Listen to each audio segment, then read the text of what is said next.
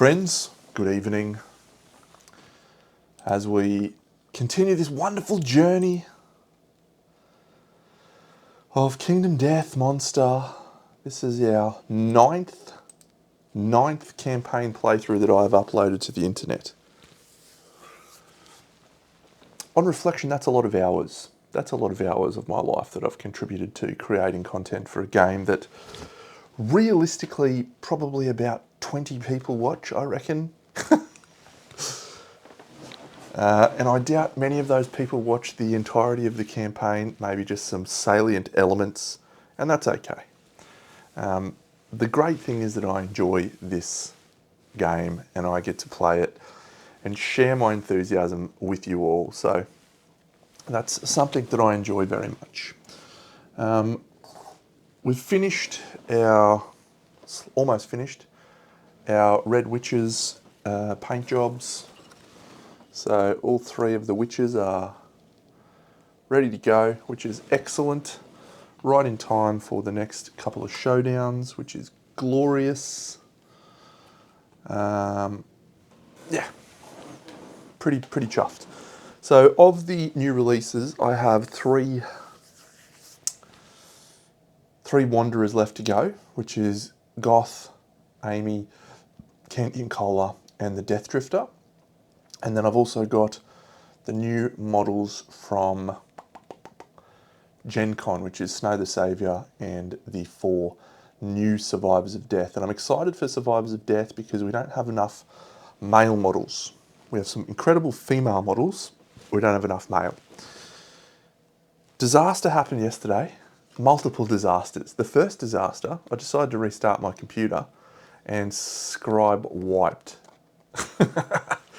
BlueStacks. It's done it a couple of times before, but this one was a bad one.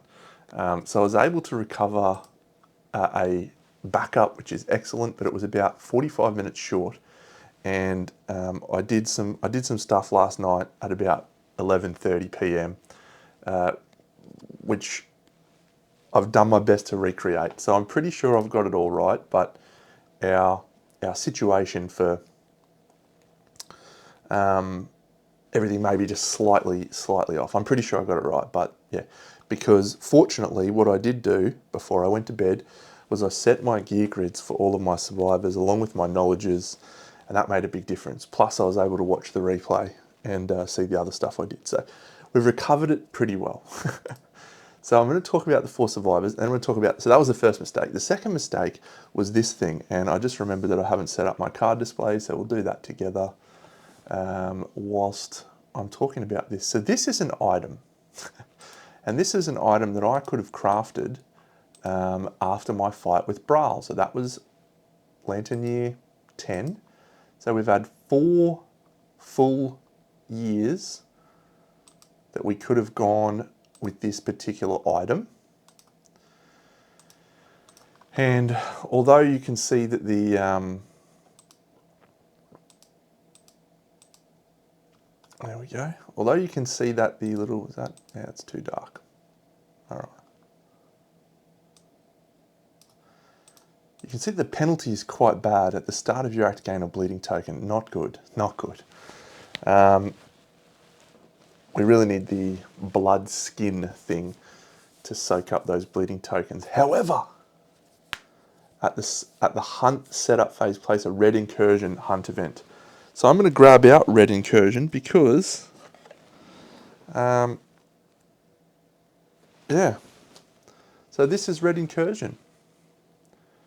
We cautious not to invite disaster. We probe the cloak's power in the midst of our hunt. Red incursion is an event, and that is the event that allows us to get, yes, elastomer and resin, and we need that to be able to craft the black and red armor set.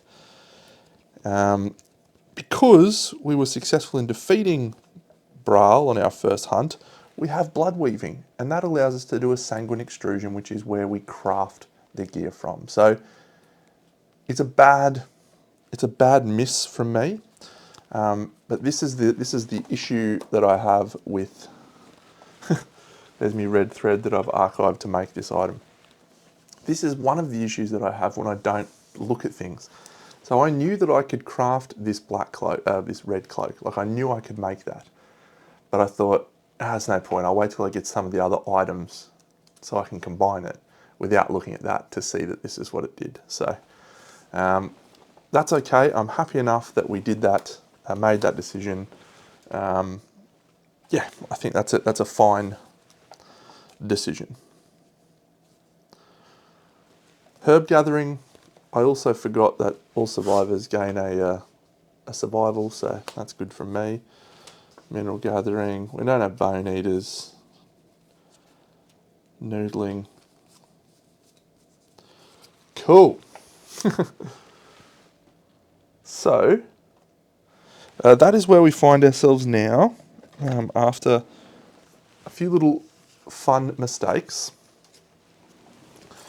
But we're recoverable. So let's talk about our survivors. We're fighting a nemesis monster in this thing. It's the pariah. So I posted a picture of the pariah. Maybe I'll grab that and let everyone see the pictures of the paint jobs because it's probably slightly better.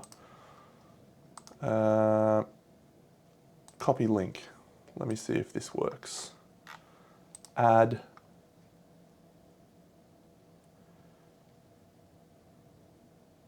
Source.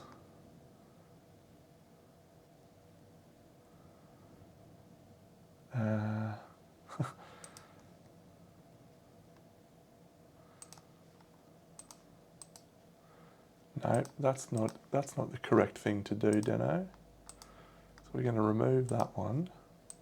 Hello, Match Fixer, you wonderful human. There we go, browser. Okay, here we go. This is just so you can see the pariah in better detail. There he is, that's me pariah. And then I'll show you my witches, because I took proper photos today. The photos are, of course, overexposed, but very hard to take photos. Especially when I just do it super quick. There you go, there's me witches as well. So we're all ready to go. Okay, let's talk about our survivors. Cool. So, oh, Dano. Restarting my computer was just an awful decision. Just an awful, awful decision. It's messed up all me stuff. All me stuff. Hello, Cam. All right, there we go. So that's that one. What about this one? Yeah, no, that's a good effort too, Dano. You are outstanding. No, we'll fix this one. This one's good. This one's easy to fix. Let's get a bit of that gear up here. There we go.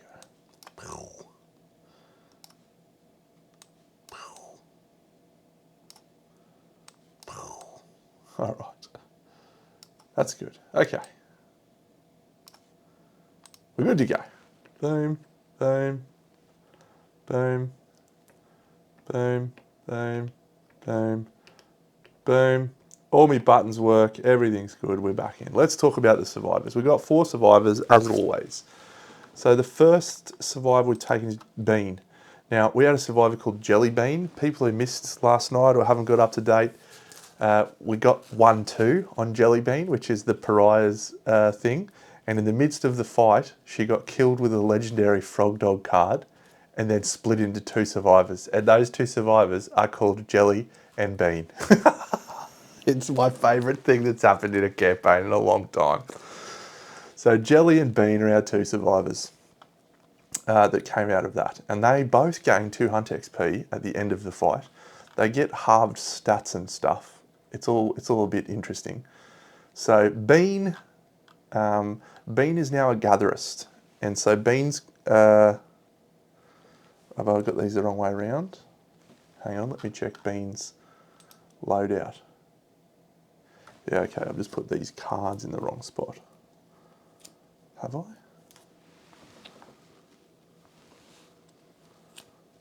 Is that what I've done?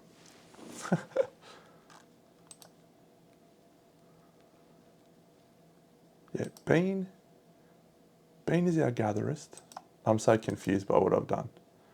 No, I think Yeah, get amongst it, hey? Okay, so, yeah, so we want her to have the grimacing guillotine, don't we? So we want her to have this one. So now I did have it right in the first instance.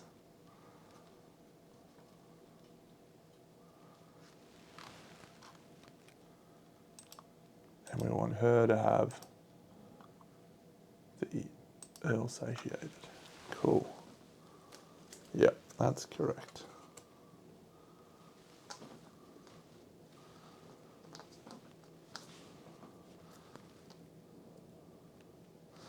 All right. So Bean is a gatherist, and she is wearing. Oh man, I'm confused. I'm just sticking with this. I'm sticking with this. I've given her a hodgepodge set. She's the one with bone axe, right? Yeah, good. Okay. So I've given her a hodgepodge set where because I made lantern greaves, earl tassets, and earl sleeves. So the reason I've made those, I want to make the full earl set. It's really fun, and yeah. So she's got a really rocking kit. She's going to have a tough time in the body, but everything else is looking great. Mighty Bone Axe is savage, so we've got Fish in Abundance and Lucky Charm. We're going to hopefully trigger some savage rolls.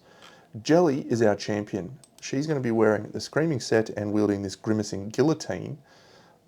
She's got Story of the Hunter's Arrow and Chosen, but we're not going to use a ranged item, so we don't level that up. Tenacity, very, very good. We purchased that from the forum, and thanks to Relativity, we're going to level that up instead of our other ones. Matcha, also physiognomist facist. We want to try and be the target with everything there. He's got eproctophilia, and so we've given him the monster grease. We made more monster grease. We've now got 3 grease, 1, 2, 3, which is awesome. And then Vegemite is our regalist, and she's got Find the Castle, also physiognomy and the relativity that we gave her. She's got Hoarder as well. I might grab out the character card because it's super cool. Seeing those, yeah. Got to get some more babies so we can get more character cards. So that's it. It's going to be sick. I'm pretty happy with our survivors. We're about to face the prior. We have a shrine roll to do, so we'll do that. That's a 9, so everyone's going to get 1 armor at all hit locations. Thank you, shrine. The pariah at level 2 is 8, 7, and 1. 8, 7, and 1. B, B, B, A, B, B, L, L, L, A, A, A, A, A, A, A, A, B, B, B, B, B, B. So 8 of these. He's toughness 13. He's got a +1 speed and a +1 damage, and he has a new trait which is called Cyclopean Cruelty, which I'll bring up in a second. 1, 2, 3, 4, 6, 7, 8. Very good. And then 7 of these advanced. So this guy feels like he has a lot more cards than a normal Nemesis. And I wonder if that's so that you get a very big spread of those 1, 2, 3, 4, 5, 6, 7, the things, whatever they're called, the somatic empathy. I wonder if it's so there's a lot more of those where you could have some really bad ones or some really good ones. I'm not sure. 3 of these legendary cards. Don't know which one we're getting. We're getting this one. We're putting this in the deck, and let's shuffle it up. All right, we'll shuffle this, and then I think we're good to go with a departure, and then an arrival straight away, which will trigger some other cool stuff. All right, so let's depart. So departing survivors gain 3 survival, depart, and then we'll manage departing survivors. We'll apply arrival bonuses, and then we will gain 3 survival when we arrive at the showdown from our first aid kit.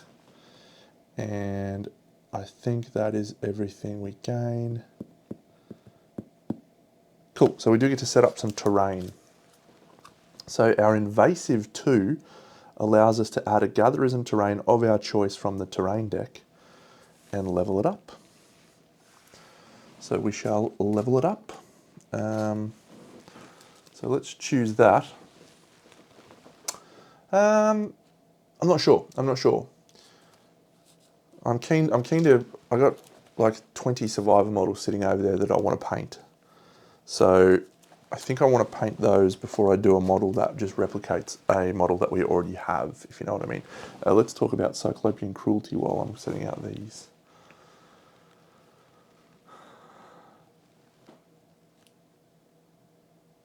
That is a very bad trait. So we don't want a bloody beard plant. This Pinky's flower is when we collide, we gain an evasion token. But I think the one I want to stick with is this incensed pinnace fruit. You can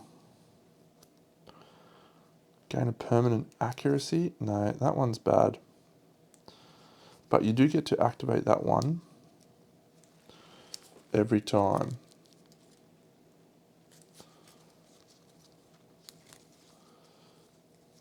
Bloody beard plant. No, I think we'll take the bloody beard plant. Yeah, I love the model. I love the upside down pariah. I think it's far better than the normal pariah. But yeah, I really love those 4 survivors, the upside down survivors, and I just think doing a diorama where you actually have like a full upside down thing would just be so cool. I haven't seen anyone do that. Let's make sure I haven't missed anything in the pariah. There's his inverted showdown.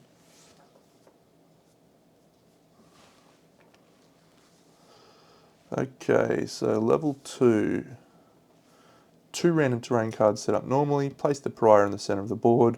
Place survivors. We go first. Sweet. So 2 random terrain cards, and then we have 1 physiognomist and 2 physiognomists, but only one of them is actually a faceism. Yeah, I'd probably go similar colour scheme. But yeah, might change it up slightly. Alright, so these are the 2 random terrain cards. So the first one that we have is... I was going to say, it's been a while since we've seen a dead monster. So that seems fine.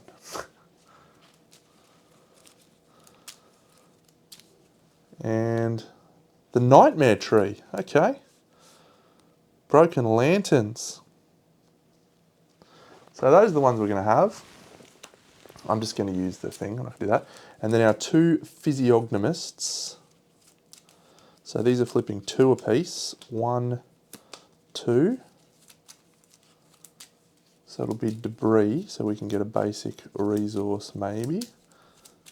And 1 copperfish den, 2 tall grass. Ah, that's a tricky one, isn't it? It is. The tall grass, Dano.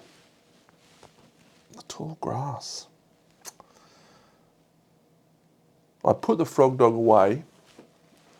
Like I packed it away because I'm like, I'm not going for the bullfrog dog. I'm just going to fight some dragon kings and a few more antelopes, and then see what we do after that. So, because the dragon set's awesome. And there's a level 3 dragon gear card now, Indomitable Resource. So yeah, so I think we'll go tall grass and debris. We've got plenty of acanthus back at home. The wonderful dead monster though, that is an interesting prospect for us to deal with. There he is. So let's grab out our dead monster, our debris, our nightmare tree. There's the nightmare tree. And some tall grass. And our bloody beard plant. Wow, this guy's got heaps of terrain. It's actually awesome.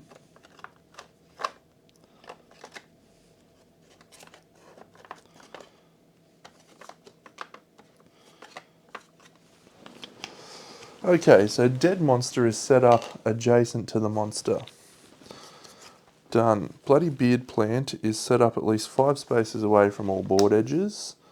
5 and 5, there we go. Tall grass is set up not adjacent to other tall grass. At least 4 spaces away from all other tall grass. So we'll go there and we'll go there.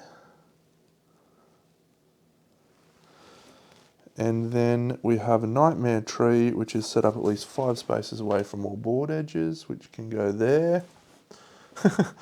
And the debris is set up adjacent to any board edge. And I guess we'll just do that down here. We're probably not going to get to go to that. So we set up anywhere on the board and we go first. So our facist is going to go there.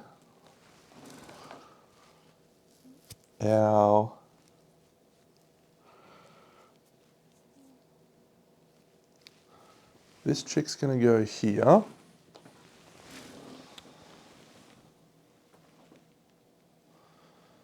This chick with the mighty bone axe, who is the chicken who's to activate terrain, we're going to put her there.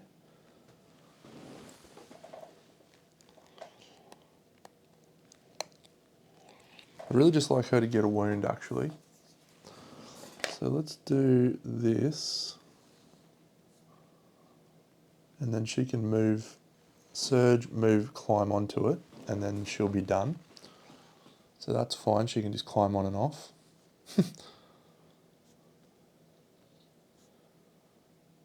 Yep, and this chick, she might as well go, what's she wielding? Sword of Doom, yeah, so we need to get Doom Sword on her. Okay, so this is a change. Again, we've had some really positive terrain draws against this guy, which has been nice. Toughness 13, fine, +1 speed, +1 damage, and he's drawing 2 AI cards. So that's fun. Did I shuffle this? I think I did. I'll do it again. Alright, so we may go first from the dead terrain. We were already going first anyway. Doesn't mean we get ambush, so we don't get to do a double tap turn. So what I think I'm going to do is as follows. Everyone's got good survival stocks now. Oh, Jelly is going to spend a surge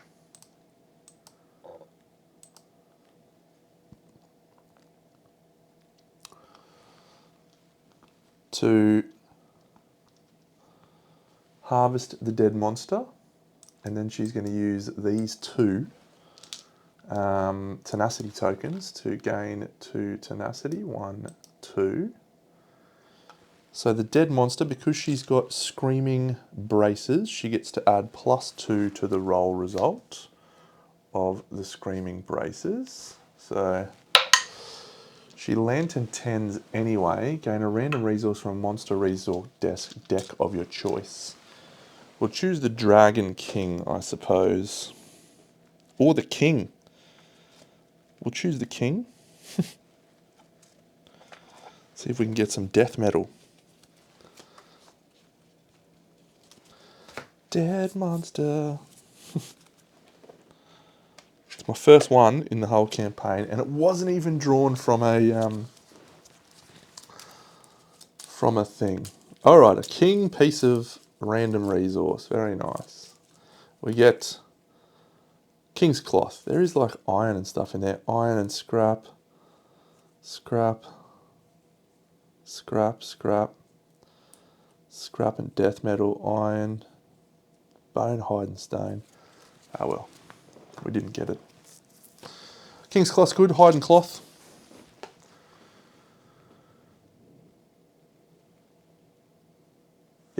I've got it. I've got it sitting over there to be painted. It's going to be awesome, running through the portal. Yeah, going to be absolutely sick. Okay, so then the dead monster is gone from her harvesting that. So then she's got her movement. She's going to move. I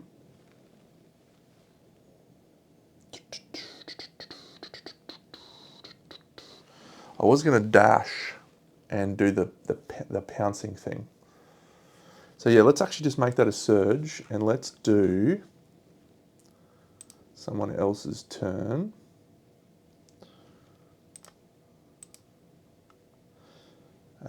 Let's do a surge on Bean, and she will swing with the mighty bone axe in the blind spot of the pariah. So she is going to hit on accuracy 1, so 4s goes to 3s. She rolls a 3 and an 8, that is 2 hits, and the 2 hits are Wicked Toenails and a Reflex. So there's a failure. Place the monster adjacent to the attacker. All right, I think I'd like to do this Reflex because, yeah. So this is critting on 9s, 8s, yeah, 10, 9, 8s. Oh, when you are depart, quixotic, gain a strength. Cool.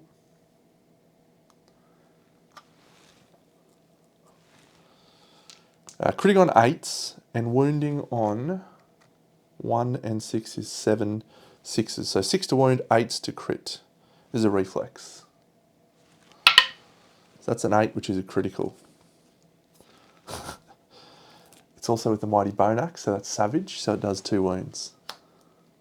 All right, so the first thing that we do, and that says persistent injury, impaired transmission. When a survivor dies, archive the top card of the monster's AI deck. Lose 3 survival.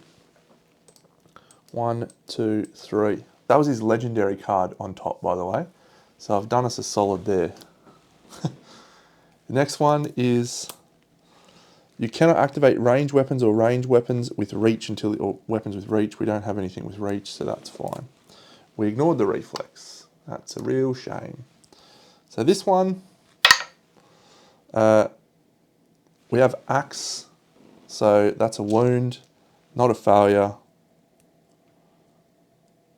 So that's fine. And gain the joyless impairment. No, that's bad.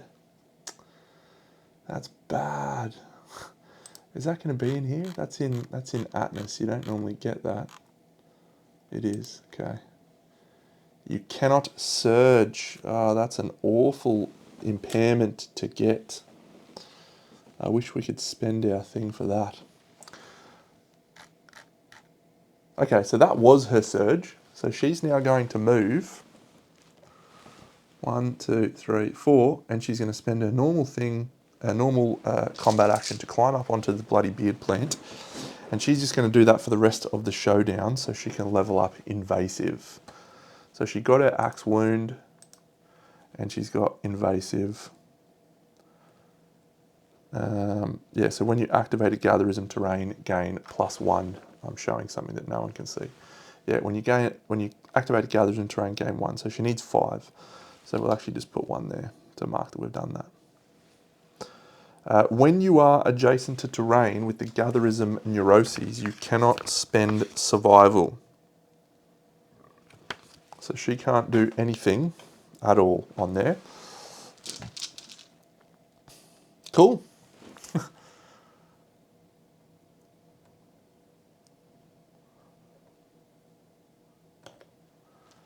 So good turn from Bean though. I'm happy with that. So now we'll do this chick. No, let's do Sword of Doom's not activating this round anyway, so we'll just use the Vegemite.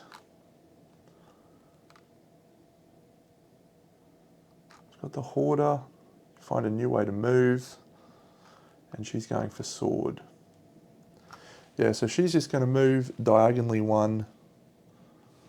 Come back to here. She is not Insanity 42. What are you doing, Dano? Insanity increased to 4. She's Insanity 4. 6, actually.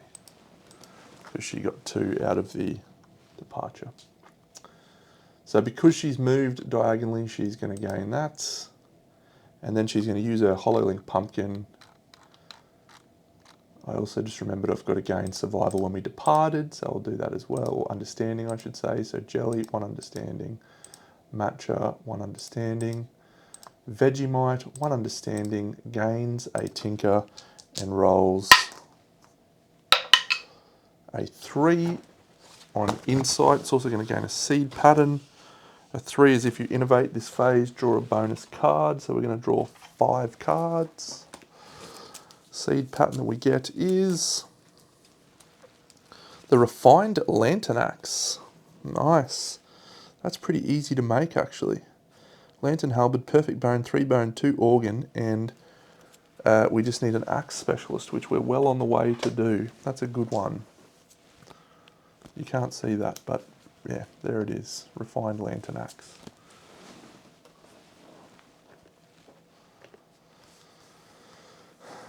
So because she activated Doomed, she gets 1 at all hit locations, and then she gets another 1 because of the departure. Departure. Departure. Departure.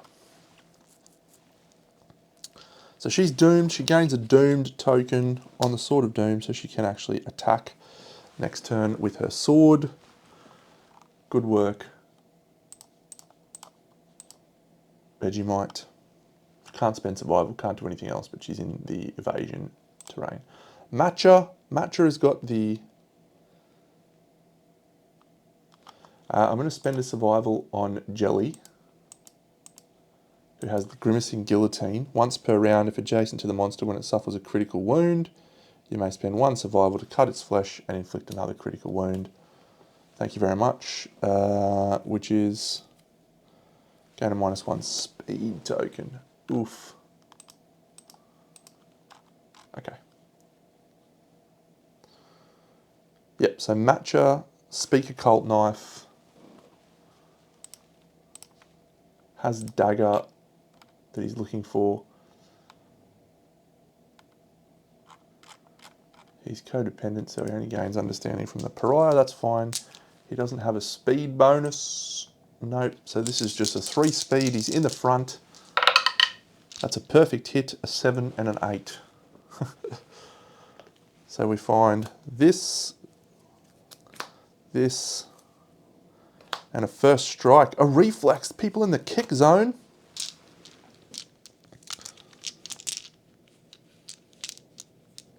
We can't cancel that. So that sucks. He hasn't moved yet though. Sharp and thingy. It's a wound. He suffers. Archive all your negative attribute tokens and suffer them permanently. He doesn't have a negative attribute token as yet. That I know of. Nope. No, he does not. Alright, so then he's going to suffer the kick zone. So that's him and the doomed chick are going to suffer the kick. So all survivors in the kick zone suffer 3 damage, knock back 5 in the indicated direction, and place a token on somatic static. So the nominated direction is this way. So we'll go 1, 2, 3, 4, 5. 1, 2, 3, 4, 5. Do either of them have photophilia? No. I think she does. Tophobia. When you suffer knockback, suffer brain damage. So 2 brain damage, 1, 2. And the damage that they suffer. So for Vegemite, she suffers 1, 2, 3 to the hands. And for Matcha, he suffers 1, 2, 3 to the hands.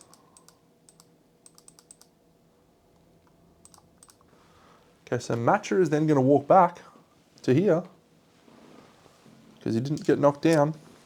And he's going to surge to swing again.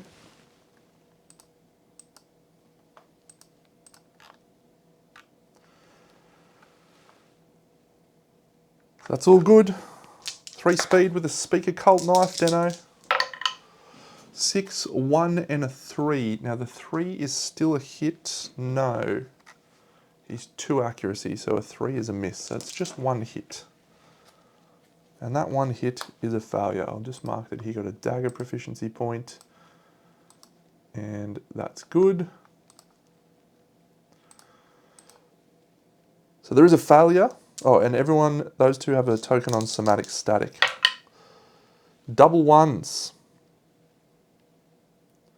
Move the monster 4 spaces away from the attacker. Okay, so we have a token on somatic static. So I'll mark that with red tokens, so I remember. Okay, so somatic static on green and purple. And then the pariah moves 4 spaces away from the attacker. 1, 2, 3, 4. It didn't specify anything about turning to face. So that's cool. Yeah, so I'm going to do our last survivor now, which is Jelly Bean. So she's done the surge. She's now going to move 1, 2, 3, 4 to here. She'll use her dash. Now, I think she's got Quixotic. No, she's got Battle Drunk. She doesn't need to. She doesn't need to do that. She's probably better off just swinging. The slam just gives you knockback 1 and a -1 toughness token. Yeah, we'll try. We'll slam. And she's already surged to harvest the dead monster. He gets knocked back once. She'll move to there. She's 1 speed. Old Jelly. That's a hit on a 9, which is nice. There is a failure. So his toughness is 12. This attack is strength 10, so it's anything but. And we succeed. We do not fail, but we do not critical. And we get a somatic status of gain the prey disorder and set your insanity to 0. This guy is crazy. Disorders, prey. You cannot spend survival unless you are insane. Not insane. So that's our first turn over. We will... Survivors may go first. Yep. So we'll go on to his AI card. And we have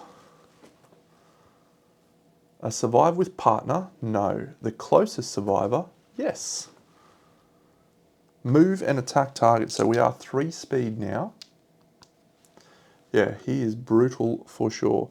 So Jelly has no ability to dodge this. So that is unfortunate. Oh, she's battle drunk, so she gains -1 accuracy.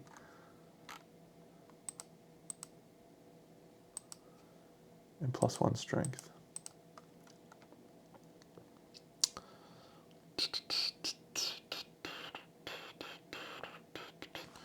Yep, so these all hit on, he's not a bonus accuracy, so these all hit on 5s.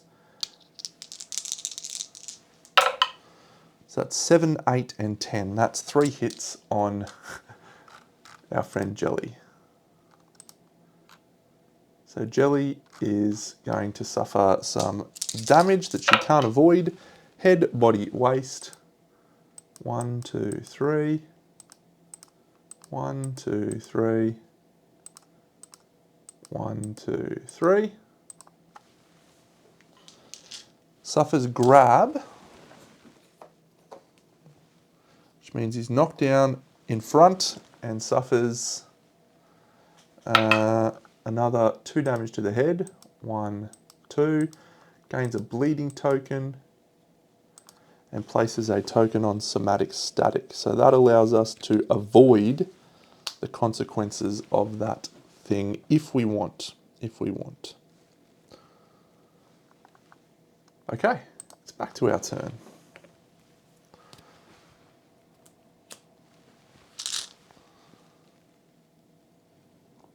So we'll probably do Matcha while we can. So Matcha is Frog Dog Speaker Cult Knife in the face. Actually, let's just do Bean. She's got her dagger thing. You cannot surge. That's such a punishing thing, mind you. What I've intended to use her for is just walking around harvesting terrain, and she actually can't spend survival to do that. Normally you surge to do that and like double harvest. She can't do that. So it's maybe not as bad as I initially thought it was going to be. But yeah, she's just going to go move off this. 1, 2, 3, 4. Oh, look, she's going to climb back on. She activates a second time the Bloody Beard Plant terrain. Thank you very much. Yeah, Matcha, move forward, attack the pariah from the front with the Cult Speaker Knife. This chick can actually stand up, I forgot, because of Fist and Tooth Mastery that we have in the settlement. Hit, hit, miss. Bean's done Matcha. Yeah, so hit, hit, miss.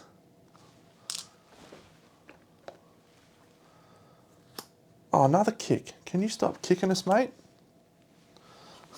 All survivors in the kick zone suffer knockback and place a token on somatic static. Oh, that's bad for us, actually. See if he does the wound. He does. So he suffers this, but he can ignore this. Gain a -1 evasion token. Yeah, he'll ignore that. He'll spend a token on somatic static. However, he's going to gain that back from this. We are going to... Neither of them can dash, so they're actually both going to suffer knockback and place a token, which unfortunately means they're going to run into this tree and suffer collision. They're both going to be knocked down. And that is it. Just going to grab me a little reference sheet for collision. A survivor is knocked back or placed into impassable terrain. Collide and stop on last free space. Cool.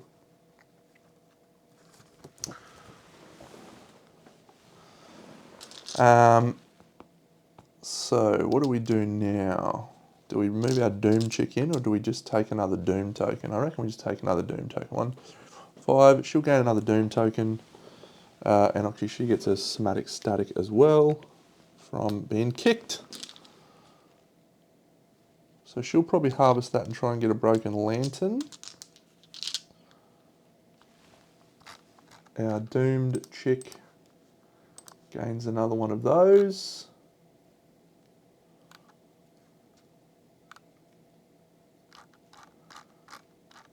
And that is all.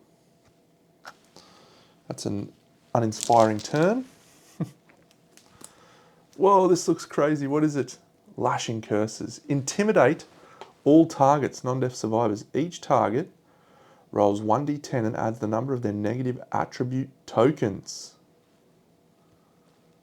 On a 10 plus, the stew of rage and fear superheats their body. This is a... Oh my god, Bean. No negative attribute tokens, thank goodness. That is wild. Alright, so we'll do Bean. Bean rolls a 5, so she suffers no damage there. The only person who's got a negative attribute token is Jelly, so let's do Jelly. Jelly rolls a 7 plus the -1 movement token, which is an 8, so she's fine. Next one, a 1, and next one, a 2, so no punishment there. On a 10 plus, they suffer damage equal to their insanity to each hit location and then set their insanity to 0. If I rolled a 10 there, that would have been hilarious. Hilarious. Stand up, stand up. So our Grimacing Guillotine, she's going to harvest the Nightmare Tree, and she's going to attempt to roll a 6+ and get a Broken Lantern. She rolls a 4, which is you are knocked down. It's a good showdown from her. Our Facist, he moves to here. He'll swing with the Speaker Cult Knife once again. 8, 8, 1. So that's 2 hits. We have a Reflex. Oh, the trap. Okay, shuffle the wound stack. And reveal cards equal to your understanding. Match's understanding is 5. So he has to reveal 5 cards and suffer their penalties. I love this guy. This guy is so cool. All right, so Matcha going to reveal 5. So 1, 2, Joyless, no, 3, 4, 5. All survivors are doomed. So I think that means we can't do anything. We can't spend our tokens. I'm just going to look that up. Kingdom, Death, Living, Glossary. And we'll just Google doomed because I know that's changed a lot. When a survivor is doomed, they cannot perform any actions or spend survival. Somatic static. When a survivors that reveal an AI suffer the somatic empathy on that card, you may choose to remove a token to ignore it. Okay, I'm going to say that's not an action, so I can still do it, which seems okay. So which one of these do we want to do? Yeah, so archive all your negative attributes. He's got none. We're fine with that one. You cannot activate range weapons. We're fine with that one.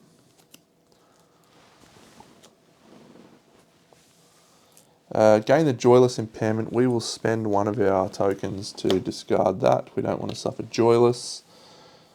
Lose 3 survival or gain a -1 evasion token. So yeah, we'll gain a -1 evasion token.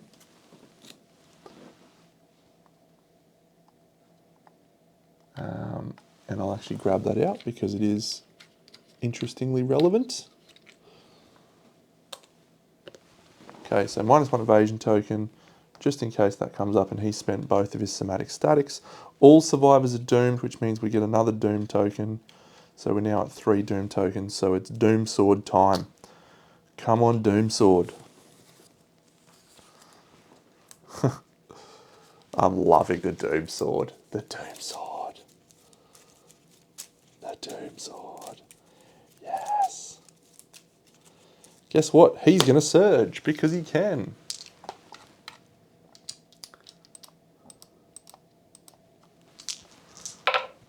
Seven, 7, 10, a perfect hit. Oh, when you are targeted by an AI card, he was targeted by that Intimidate action. So he was a non-deaf survivor. Very good. Gain of progress. Okay, 3 hits. Oh, he's kicking us again. Can you stop kicking me, guy? Stop kicking me. Does a wound. It's not a critical. We reveal, suffer 1 damage to the body hit location that ignores armor. We then get kicked, and we get kicked into the waist. I do think I didn't do the kick damage last time either. So hand, 1, 2, 3, waist, 1, 2, 3. And that means that Jelly also needs some damage to her feet. 1, 2, 3. Maybe I did do it. Maybe I've just given myself extra damage, but that's fine.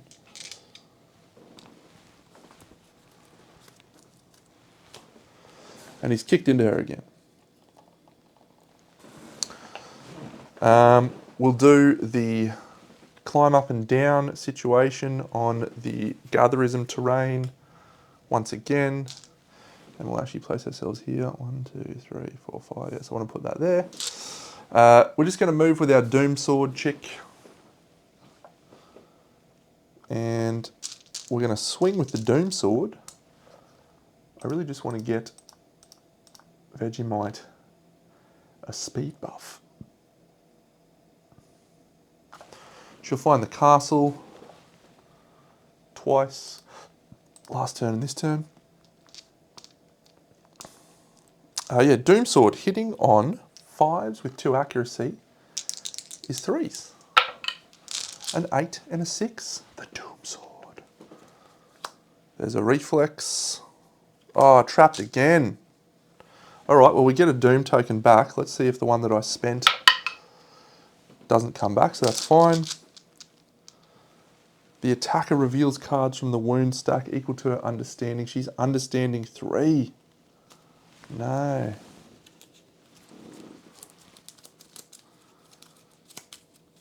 She has 1 token though, so she can spend 1 token.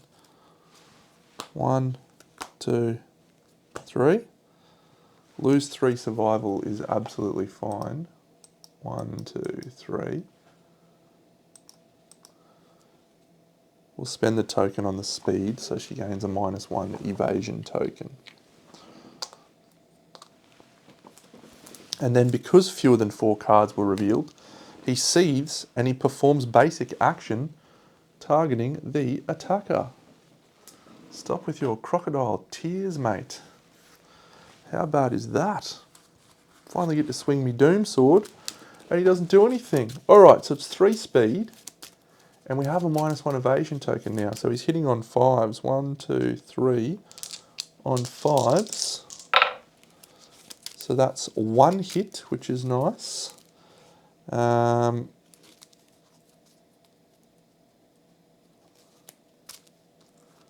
Monster is furious. All survivors suffer 2 brain damage. I can't dodge.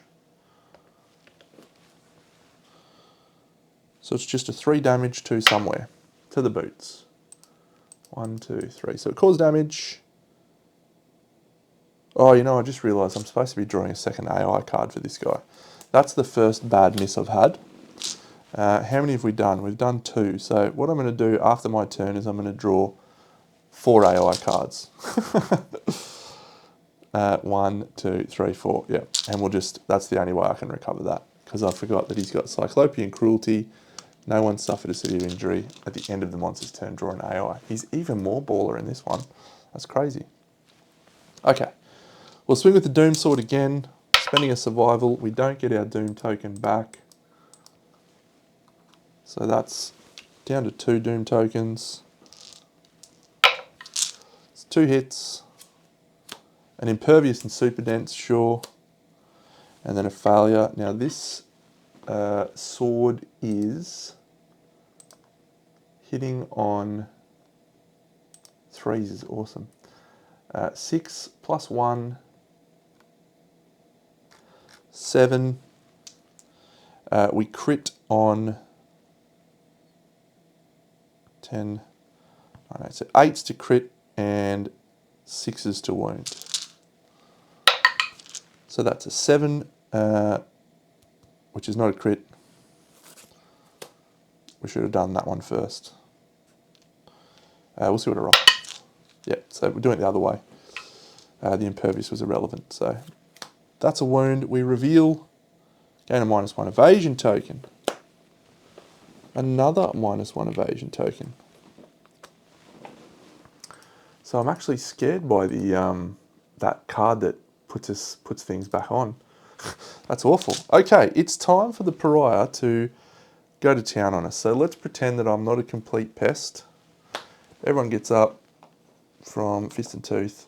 And so we're going to do 4 cards.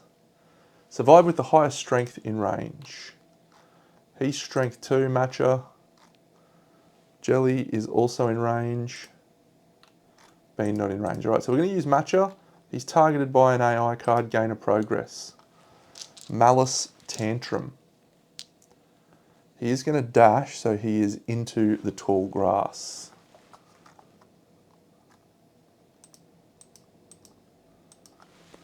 So he moves back to here. So now the pariah, his card is synchronic attack, but it's not going to hit anyone other than that. Oh my god. Gains damage equal to the permanent strength of the survivor it chose. Sick card, man. Sick card. So he's there. Okay. So this attack is 3 speed, hitting on 5s, because he's got a -1 evasion token, and then goes to 7s thanks to the things. That's 3 misses. Very good. No stuff. Okay, so that one's done. So now he's going to do his second AI card at the end of his turn, and we've found Plasmic Transfusion, the survivor with the least attribute tokens. So that's actually our chick on the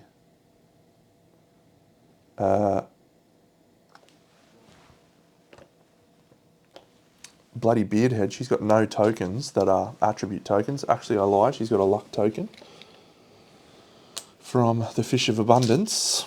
Do we just... Yeah, we're probably okay with that. So he's going to go 1, 2, 3, 4. So it's move into range and attack, this one. Range is 4. What speed is the pariah? This fight is actually starting to escalate in my rankings very much. This is a cool fight. 8.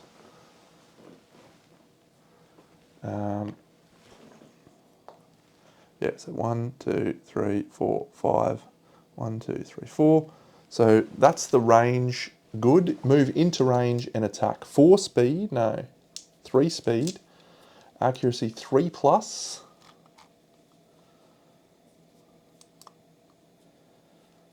Jelly.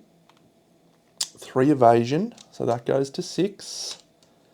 And then also on the bloody beard plant, which goes to 9. No, 8s. 4, 8, 8. You pest. Target suffers bleed 1. All survivors within 3 spaces of the target. No, that's fine. So this is waist and boots. We'll take it on the boots. 1, 2, 3. We can't spend survival because we're on terrain. That is awful. That is actually awful. 1, 2, 3. Suffers bleed 1. Gatherism is tough. That is tough. And we place a token on somatic static. Okay. So she's done. Very good. So now we're just going to do the 2 AI cards that I should have done before. It's not a perfect solution, but it's the best I can do. If I was not doing this live on stream, I would have just restarted the showdown and played again. Farthest threat in range. 1, 2, 1, 2, 3, 4, 5. 1, 2, 3, 4. Unfortunately, it is Jelly. Okay, place the monster adjacent to the target on top of as many other targets as possible. Attack target. Target suffers the concussion severe head injury. That's so good. Yeah, so we'll dash with Jelly. So she'll go 1. There's fine. We'll place the pariah here. So this is from his move and attack. Attack the target. 3 speed. Hitting on a 3 plus. She has 2 evasions. That's a 5 plus. 6, 2, and 7. Damn, we are going to suffer the concussion. Body and waist. Both of these are 3 damage. 1, 2, 3. 1, 2, 3. We suffered the concussion, and then we place a token on somatic static. She got 3 tokens on there. I'll have to get her to do some damage. Concussion, severe injury. Now, that has twofold effects. Concussion. Oh, she can't actually dash out of the way. Okay, so what she's going to get knocked back 1, 2, 3, 4, 5. And she's going to be there. So so she can't dash. So that's bad, actually. We've got to get that back on. Head injury, concussion. Your brain is scrambled like an egg, gain a random disorder, and 1 bleeding token. So the reason why that's a bad one is because with Cyclopean cruelty, they gain the priority target token when they suffer a severe injury.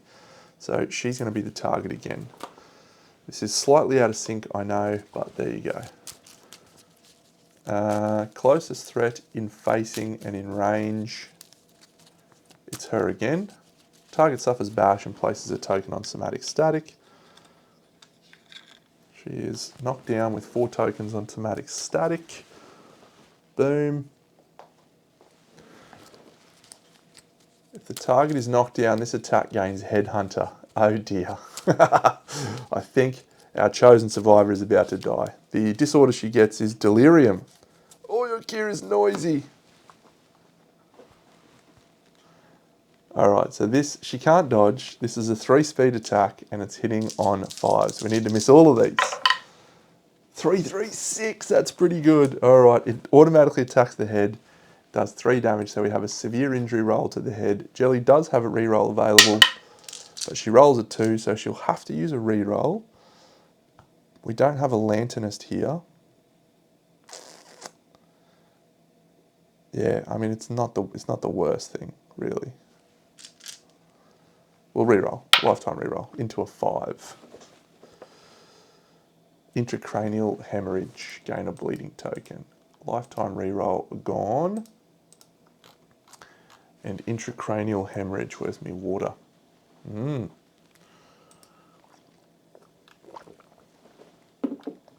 So she suffered an intracranial hemorrhage, which means she again has the priority target token. Really interesting. Delirium.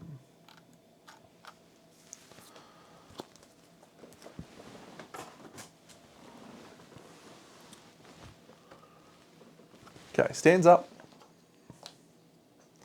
Stands up. So let's activate our grass head terrain again. She's fine. Let's move Jelly into the grass and she's going to attack with the Grimacing Guillotine. That's a hit.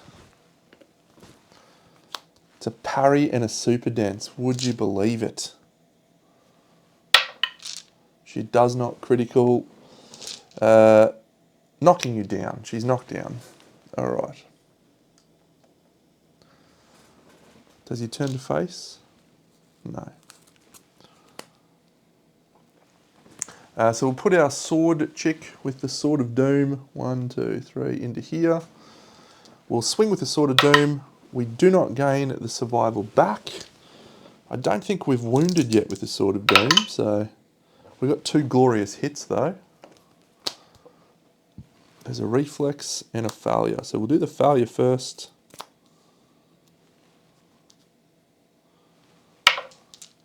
So that is a wound.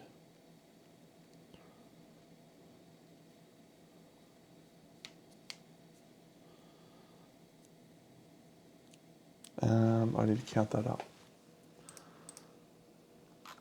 It's not a wound. Find the castle. Yeah, okay, not a wound. So we suffer the failure. A vision of diverging fortunes. We reveal the top 2 cards of the AI deck, suffer their punishment, and we gain an understanding. So the first one is suffer 1 damage to the body hit location, and that is all you do. You can't reveal any more. And this one has a reflex. That's an 8, which is a critical, but it's not going to matter. So we do have a token on somatic static. Suffer 1 damage to the body hit location. I will archive my token, and that is that. So we gain the sword proficiency point, which is nice. And now this guy moves 4 spaces away from everyone. 1, 2, 3, 4. Matcha, 1, 2, 3, 4, 5, into the grass. And that is all for our turn again. So now we're back on track. So we are going to do 2 AI cards. So the first one is Plasmic Transfusion. The survivor with the least tokens, it just says move into range and attack. So we're going to go 1, 2, 3, 4, 5, 6, 7, 8. So he fails to get into range. So that's the end of that card. The next card that we draw is Reciprocal Rage. Survive with the highest strength. That's bad. It's not Vegemite. I think it's Matcha, isn't it? Yeah, Matcha. So Matcha's going to spend a survival to dash. Get out of the way of this attack. 1, 2, 3, 4, 5. And we'll do this guy 1, 2, 3 like so. So it's just going to be him.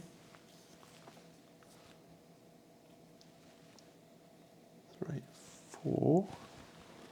So 1. So that's there. Yep, so it's just him.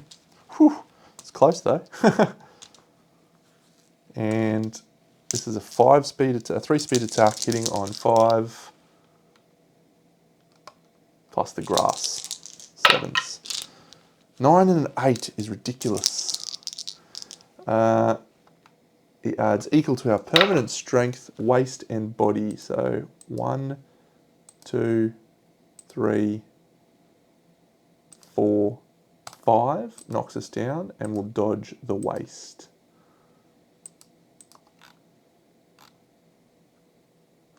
So when you're targeted by an AI card, advance to unyielding 2, reduce damage from every hit suffered by 1 to a minimum of 1.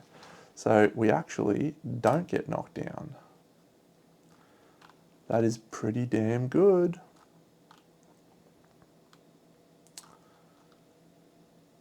Do we save our survival and take a severe injury roll on the waist and try and get to Stoneheart? Yeah, let's do it.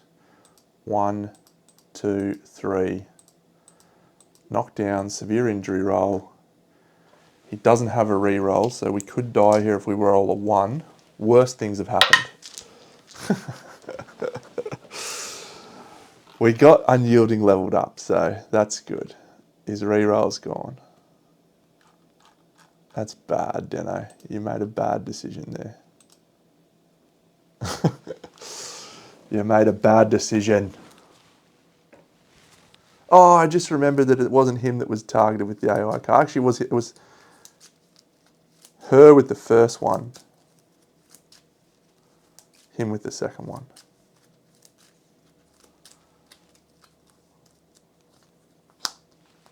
That's from dying. We get a broken lantern off his corpse.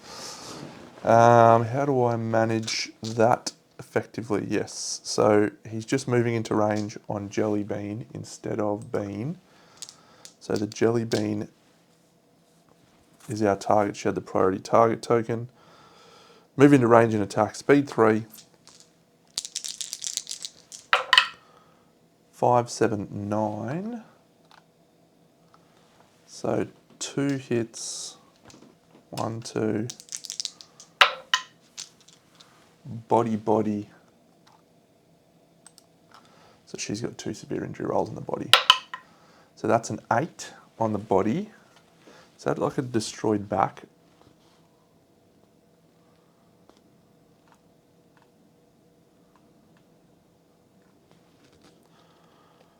Broken rib, permanent speed, and then a 9, which is a collapsed lungs, 2 bleeding tokens, so she's dead. Okay. So we get another resource for her. All right, we just lost 2 survivors in 1 turn. That is a problem. However, the 2 survivors that we have left are basically untouched. So that is not a problem. Including our doomed chick.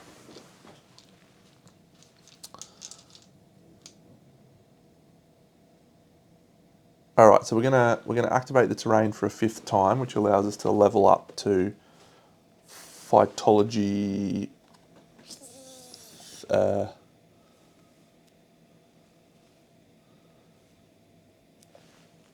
Invasive. See a match fixer. Invasive 2 Gatherism.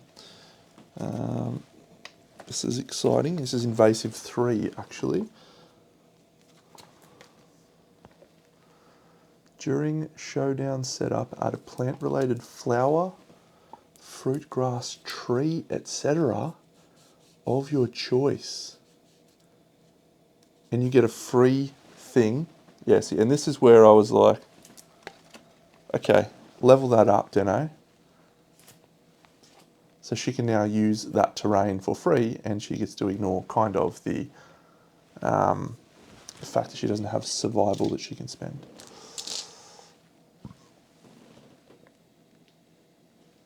Okay, Doom Sword Chick, fighting from the front. Perfect hit and a hit.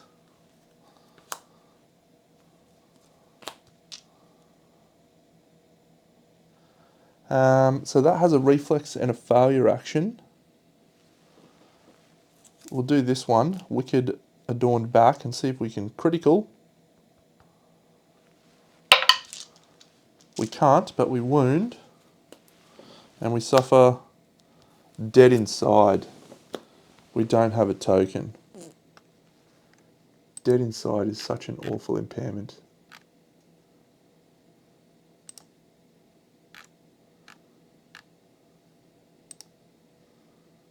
You cannot gain survival. Man, that is awful.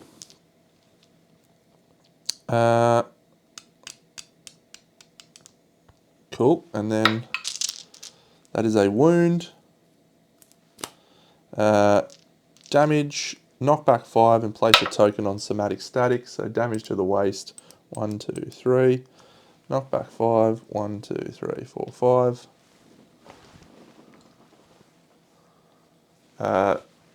She has photophilia. Tophobia, yep, so she suffers 1, 2, 3 brain damage. No, 2 brain damage. And full move the monster in a straight line away from the attacker and turn to face them. We'll then move 1, 2, 3, 4, 5.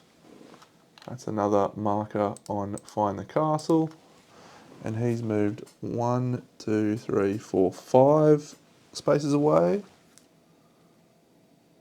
No, 8. 6, 7, 8. And we reveal this. Suffer 1 damage to the waist that ignores armor. Dead Inside, you cannot gain survival. I think the only way you can clear that impairment is via the Dark Surgeon. That's appallingly bad. Okay. It's the monster's turn. He flips Lashing Curses. Intimidate all targets. So negative attribute tokens. Purple, she's fine. And the other chick, she has no negative attribute tokens. She is also fine. So that is done. And this one, survive with partner. No, closest survivor. What does Malice Tantrum do? This may happen. Monster wails and thrashes. All survivors within 4 spaces suffer bleed and place a token on somatic static. Okay. So that's good. We're probably okay with that. Covetous Frenzy. Yes, I think he's out of range. Let's go. 1, 2, 3, 4, 5, 6, 7, 8. I was wrong. But he's going to swing on her. She is evasion 3, 4, 5, which means these hit on 8s. Miss, miss, miss. So then the attack deals no damage. Perform Malice Tantrum. Malice Tantrum is all survivors within 4 spaces of the monster suffer bleed 1 and place a token on somatic static. So we're going to be able to ignore all of the reactions on the last things.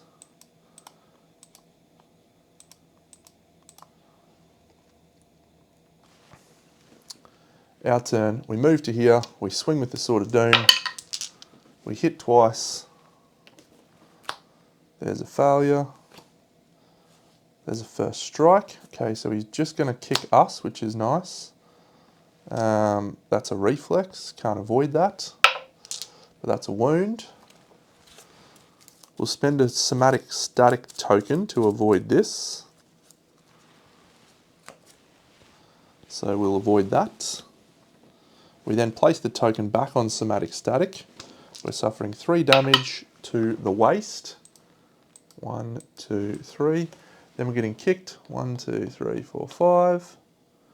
We'll then diagonal 1, 2, 3. And we will spend a survival to surge. This could be a risk.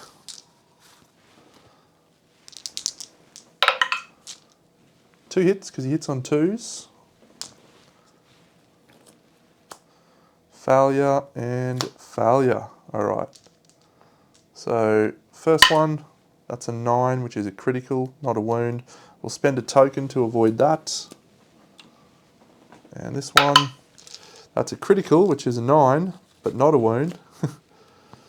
Oh, sorry, it's a wound, but not a critical, and we'll spend a token to avoid the effects. So our chick with the Mighty Bone Axe, all she's got to do is attack with the Mighty Bone Axe, and we will, and swing and kill, and we are successful. So Mighty Bone Axe for the win. Mighty Bone Axe for the win. Come on, Bean. She can't surge, that's not a big deal. She gets 2 5s to hit. Come on, Bean. Ah, there's no critical. There is a critical, let's do that one. Okay, so her critical roll with the Mighty Bone Axe, she's 3 luck, 2 luck. Come on, Deno, if you've ever rolled a critical, now's your time. She rolls a 1.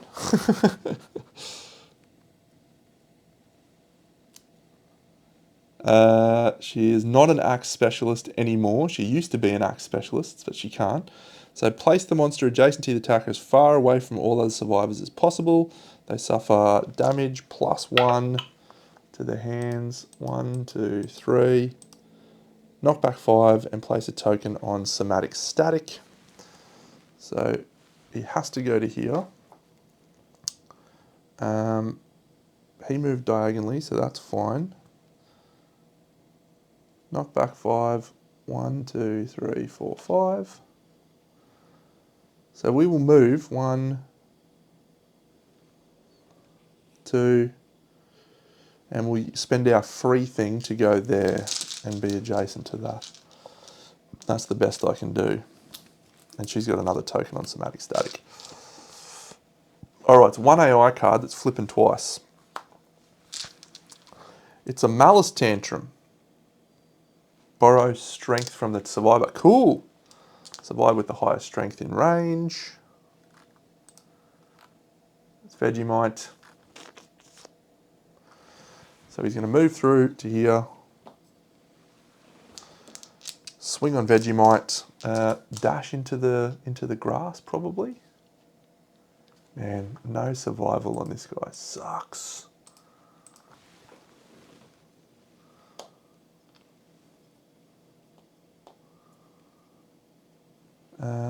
We'll dash into that grass. Yeah. So he was here. So he goes 1, 2, 3, 4, 5, 6, 7 to there. Perfect. This is a 3 speed attack. 5, 5, and 9. Yeah, we're okay with the hit armor to the body. 1, 2, 3, 4. That's fine. Forgot to see if I got my Sword of Doom token back. I did not, so she can't even attack with the Sword of Doom again. Alright, it's got to be Mighty Bone Axe. Come on, Dano. Come on, Dano. Mighty Bone Axe into the rear.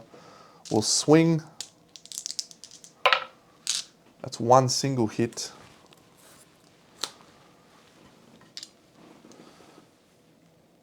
And it's a critical! Critical to finish. Dano, you legend. So that's Savage, so it does 2 wounds, and she has a Somatic Static token to discard that.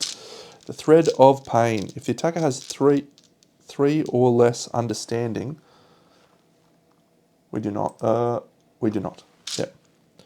Otherwise, they reject the sub-story and gain a survival. Very good. We defeated the Pariah level 2 at the loss of 2 brave survivors. Devastating. Manage departing survivors.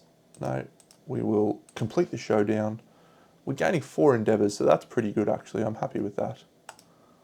And we gain weapon proficiency on those 2. Losing one of our survivors with Chosen, yeah, that's fine. Losing Matcha, at least he leveled up Unyielding before he left us.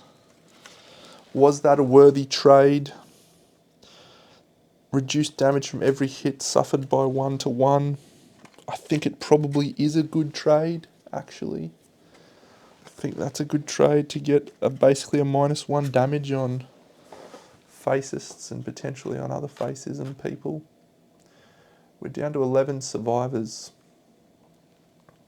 And we're about to have that showdown with the stupid idiot as well.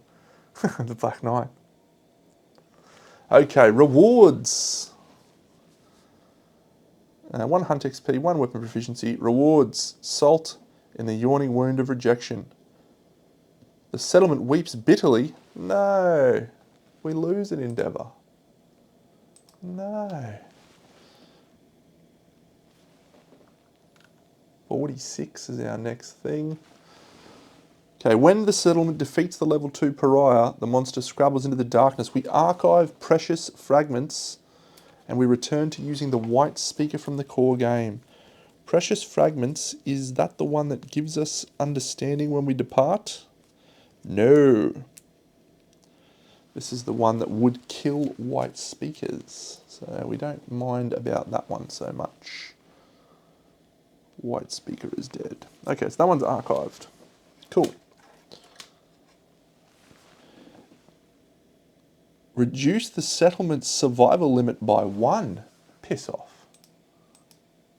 What an idiot.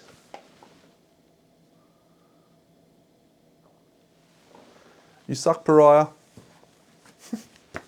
You suck.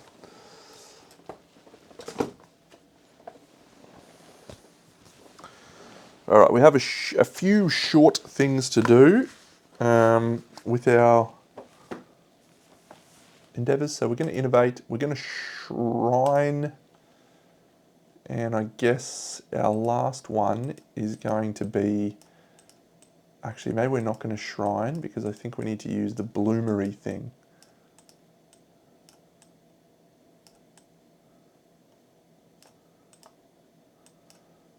Bloomery, yeah, we'll build the wrought ironworks. It costs us 2. So that's it. We're building the wrought ironworks. Done. Now we can't do anything with the wrought ironworks at this point in time, so maybe that's a bad play. Assuming we get 2 endeavours next year. Yeah, that's fine. We'll build the wrought ironworks. Let's deal out our settlement event, because that's actually what comes first. All right, we're just going to roll 1 to 5. So it's this one. We're just going to roll 1 dice. Settlement card number 9. 1, 2, 3, 4, 5, 6, 7, 8. It's the last card, and it is Mysterious eggs. Oh, this is great. We don't have bed. No. Gain that many random vermin resources. How many, you say? 5 vermin resources. Yes.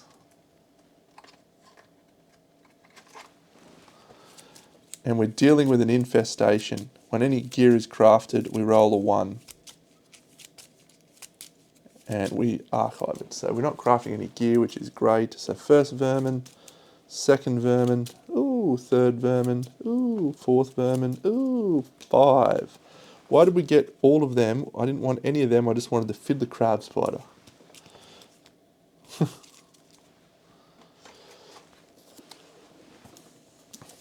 We're going to give one of these to our hoarder, because our purple chick is a hoarder. Vegemite. She's going to hoard that and she's going to gain a courage.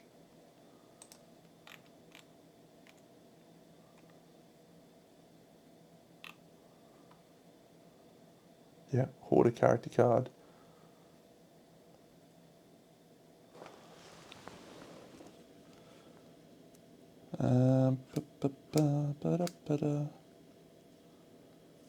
Yeah, we'll get rid of the gibbering haramite. She archives it. So 1 crab spider, 1 cyclops fly, 1 lonely ant.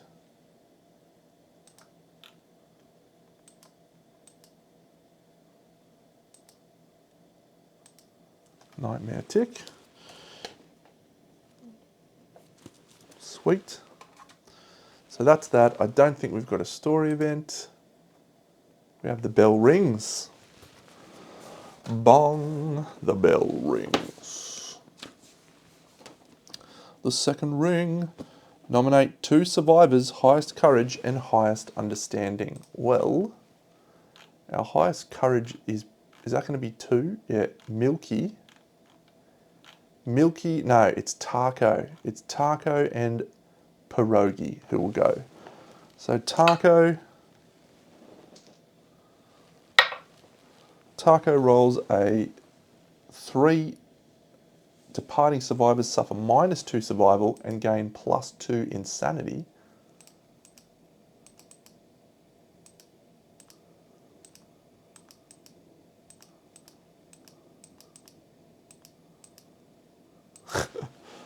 Scribe, my guy, you gotta fix this stuff.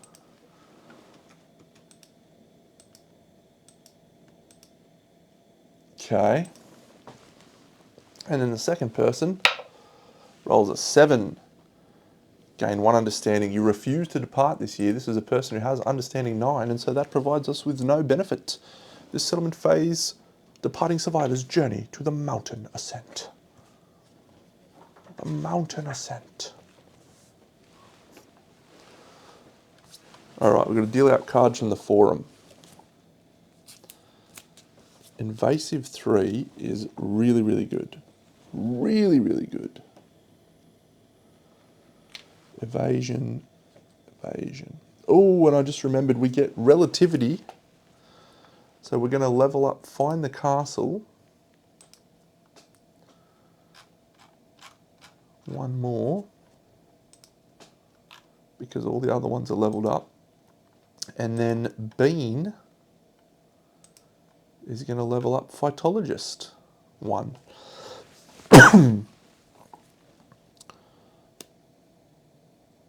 Okay, so I think our best play is those 2 to go out again. But let's shuffle all of our cards together.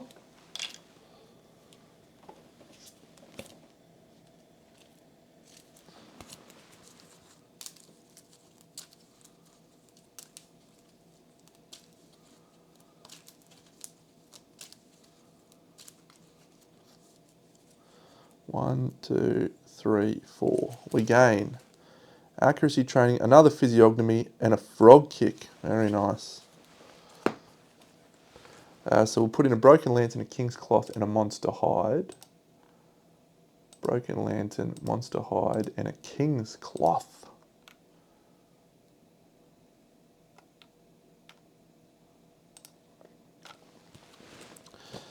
And now the question is, does that open up any seed patterns? The Refined Lantern Sword. A sword specialist with 3 or more courage. No. No, no. Sundering Crossbow. No. Yarn Gripper. No. No. Tempered Dagger. No. Sword of Doom. Mighty Bone Axe. The Refined Lantern Axe. We need a 3. So we need a Dragon King. And we need an Axe Specialist. Alright. So if we can defeat the Black Knight this year, we're going to be able to make an Earl set. And that will be super cool. Super cool. So we'll just use our hide and organ. And we just need a bone. I think we got lots of bones down here. Yep, shank bone. For an innovate, remembering we draw 5 cards this year. What do we want? I'm not sure. Bed, not the worst. We can remove broken hips and broken ribs. Storytelling, we can gain white speaker back. Forbidden dance, scarification, and bloodletting. Bed, I think. Yep, we'll gain bed.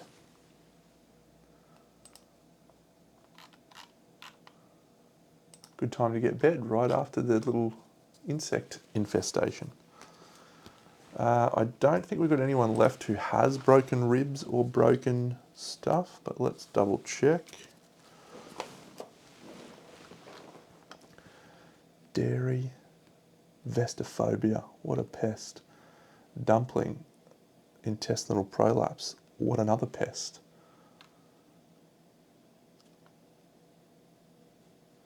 There's a broken rib on licorice. Yeah, I'm not going to spend those 2 on the wrought ironworks. I can do that at any time. So I think we will shrine, and we will use the bed to clear her off. You cannot endeavour again this settlement phase. Skip the next hunt. You may remove one of the following. So yeah, we'll remove her broken rib. So that's fine. She wasn't going to go out on that hunt anyway, but that's good. So I guess that means we're taking out Tofu. Pierogi can't depart. Broken arm. Yeah, we'll take out Milky. Marzipan. Sorry, it wasn't pierogi that couldn't depart. It was licorice. Pierogi has eproctophilia. Yeah, maybe we take her out.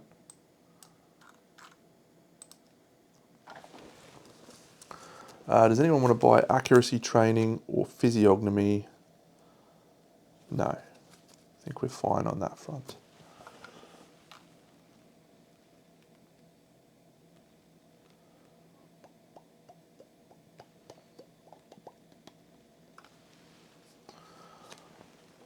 Alright, so I'm going to switch this over so that our gatherist can start gathering stuff. And also so she has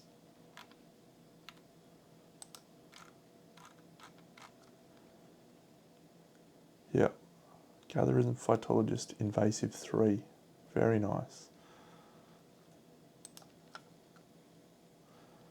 Maybe we'll just leave it as is for the moment.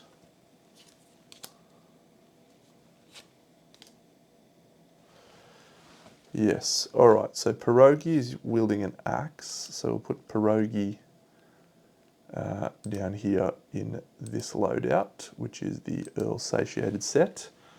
Confirm, very good. Pierogi in yellow, excellent. Silken Tofu has the Ardent character card. What does that do? When another survivor dies, gain a reroll token. That is awesome. And we have Evermore. That is awesome too. You can be in the frog set.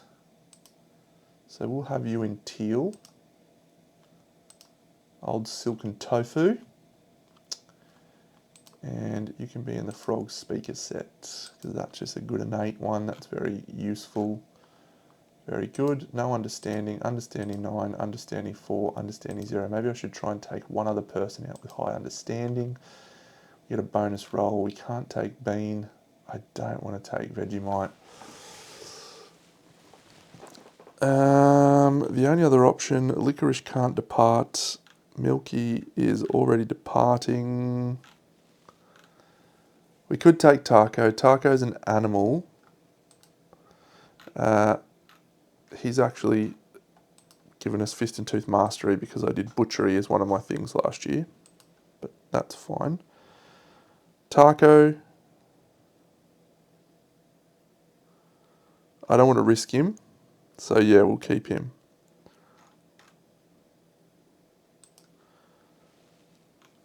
Alright, Marzipan. That's fine. So Marzipan will wield the Doomed set. But we might ditch the Doomed thing and go for a different weapon.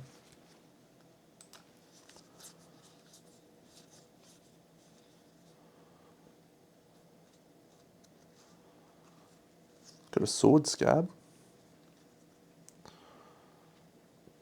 Might not be too bad. Yeah, what about if we just go Sword Scab and then switch to Grapple Claw? We don't have any luck, but it's still deadly. And then we'll just ditch that and move that up there like that. And we still get everything that we had ever wanted out of our life. Because we get to go first, so and we get to start next to him. So that Sword Scab could be pretty cool. Alright, that works. So I won't bother changing anything there. Marzipan, you can be... What colour do we want you to be? Let's have you in black, Marzipan. I'll whip out a black one for you. It's the last colour that I've yet to use. No, I haven't used red either. Really? Have I not used red? Marzipan.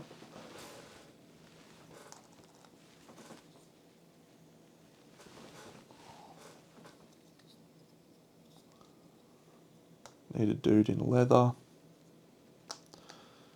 Grimacing Guillotine. So Milky's in white. The Milky Bar Kid.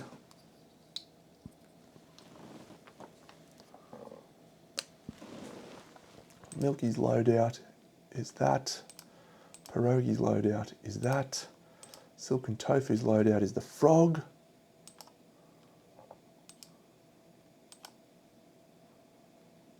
Milky's a boy.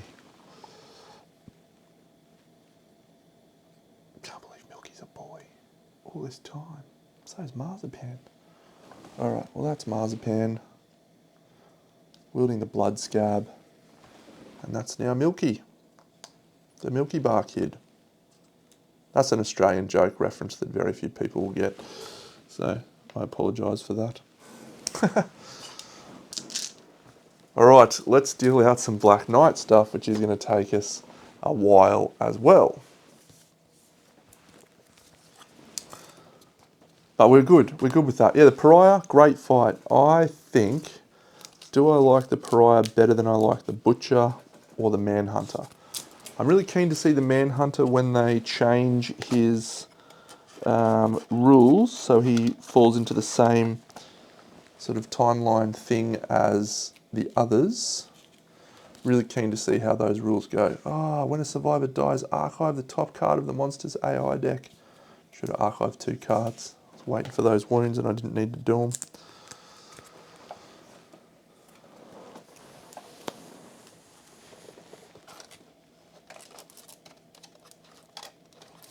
Yeah, because I think the Manhunter fight is awesome. He's a cool fight. But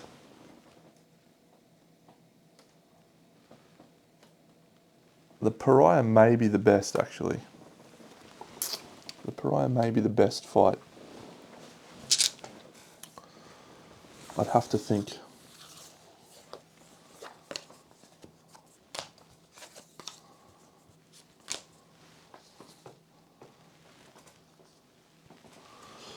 All right.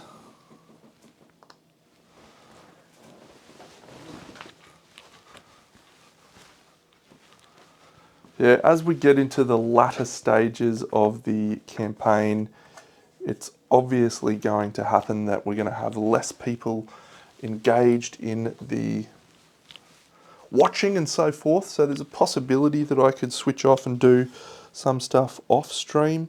Feel free to let me know if you're open, if you think that's the right thing to do it off stream. Or if you are still enjoying, let me know. On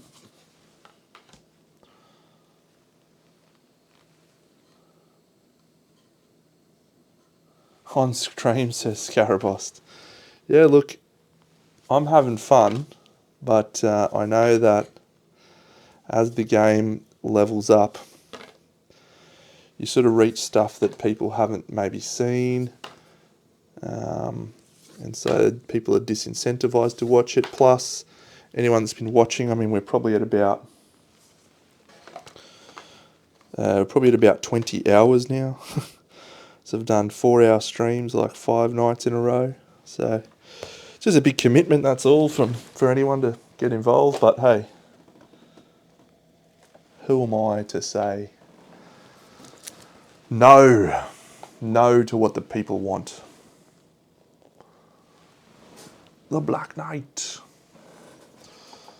Alright, let's swing with this sword scab and just archive it and gain 3 bleeding tokens and call it a day.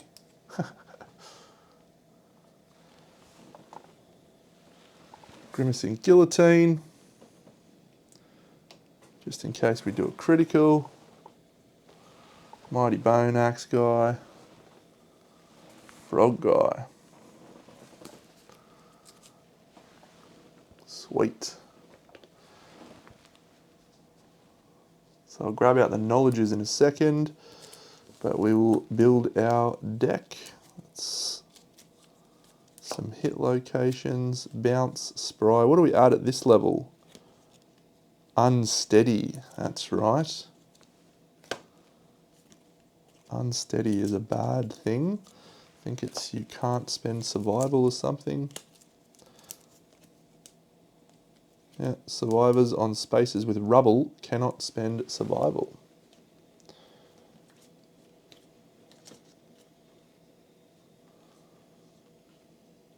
Cool. No Season Duelists. We do have a legendary card.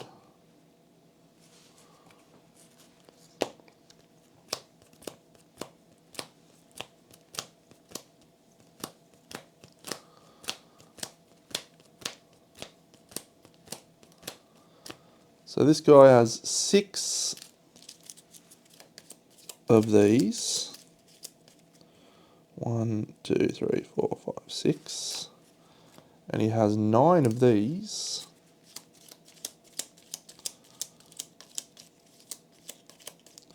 1, 2, 3, 4, 5, 6, 7, 8, 9. And he has 1 of these legendary cards. Do I want to bring a couple of stones?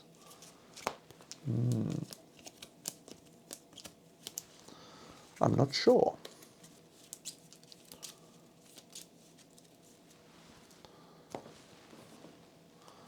Have I got all of these?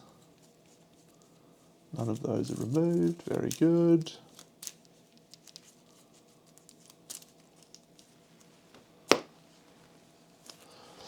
The Black Knight. Another absolutely tremendous fight that I'm very excited about.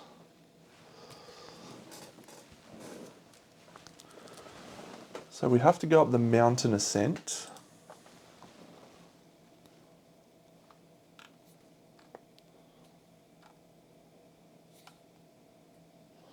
So I am doing Shrine now, aren't I? Cool. So the Shrine roll, that's a 3. Departing survivors gain an Insanity.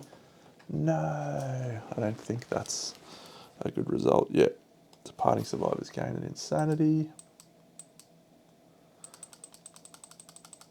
What is going on, Scribe Guy? All right. So whatever happens, we need to get some survivors that are, yeah, having babies. We need to have some babies next Lantern Year. So we depart for this showdown. Marzipan's gone to 32 Insanity. I don't think that's right, buddy. I feel like that's not correct. It's only the top survivor doing that, which is interesting. So its Insanity increased to 6. And then we also gain a Mountain Ascent, but we're going to gain an Understanding on everyone, and there's no issues with that. Understanding, didn't gain any bold or any benefits like that. So we'll grab out our knowledges. Pierogi.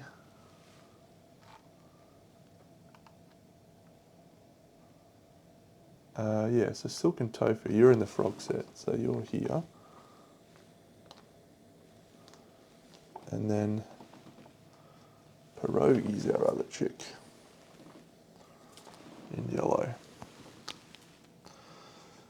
So let me explain why I do this colour thing, right? Because I have it seems really dumb to change the colours of survivors for no reason.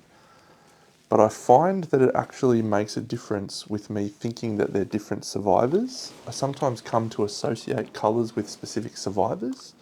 So I find by just changing the colours a little bit, not necessarily a lot, it actually just helps me distinguish survivors when they're different. So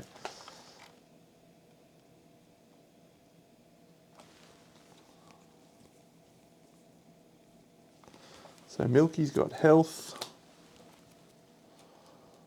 Duty bound 2.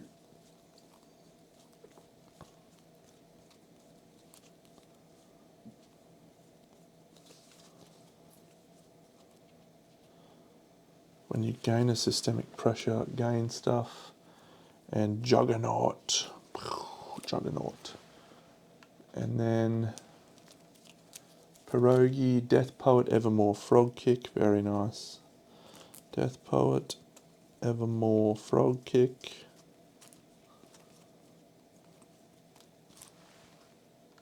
Evermore on Silk and Tofu, and nothing on Marzipan. Alright. I think we're ready to go. That is awesome. So when we arrive at the showdown, we gain 3 survival from our first aid kit. And we also apply arrival bonuses, which may get us the Screaming Braces, Insanity, and some other stuff. So that's our starting situation now. This guy comes with a not a speed buff. He does come with a damage token. Yeah. So he's just his base speed. But we do get 6 toughness tokens. 1, 2, 3, 4, 5, 6. Okay. So we want to try and archive some of these by smashing the stuff. So we'll do that. We'll do that. So what's our timing of things here? Silk and Tofu is not the one we want to do that, yeah. So we'll put Tofu here. All right, so we're going to smash this with our survivor. So that is enough to smash that. And he loses a -1 toughness token. And we will surge to reveal this tile. And we reveal... Okay. We can't get there, that's a shame. So Milky is done. Surged, done. So we might as well do our survivor with the sword scab and see if we can attempt to wound with the sword scab. So that is going to hit on a 6+. Milky's done. Which goes to 5+ with the sword scab. It's slow and cumbersome, so we'll do it. So that's a hit. This is a devastating attack, devastating 2.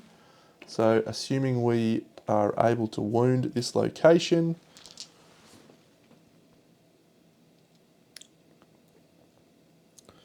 Um, 9, 10, 14.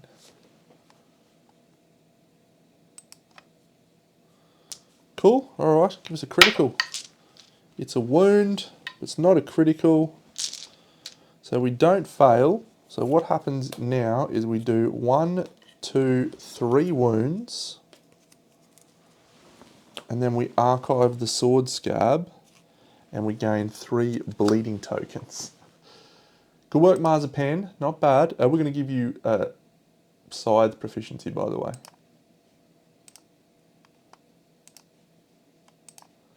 3 bleeding tokens.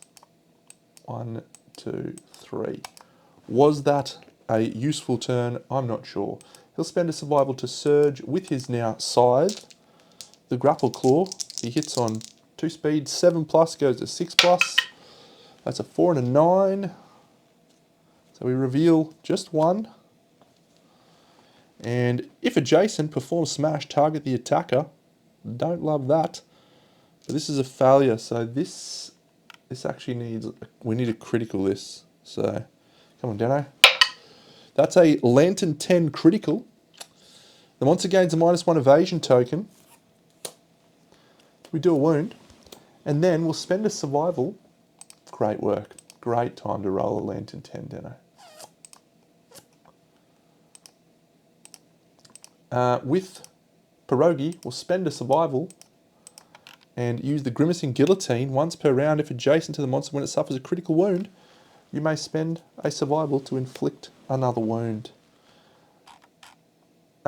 Great work from Marzipan. Has picked up a scythe proficiency point and has really done himself proud so far.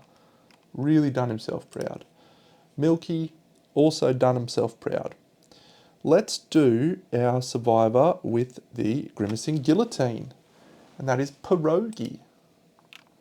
Pierogi is... Why are you accuracy 3, Pierogi?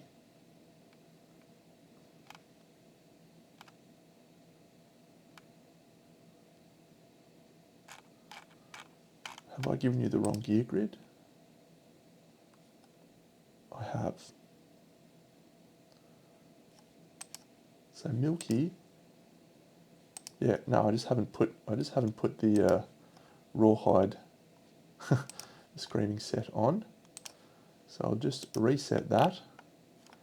And then it's not +2 movement, nor is it +1 accuracy, nor is it +1 strength, nor is it 1 evasion. It is 2 evasion. It has no luck, 1, 2, but she does have a speed, which is very nice.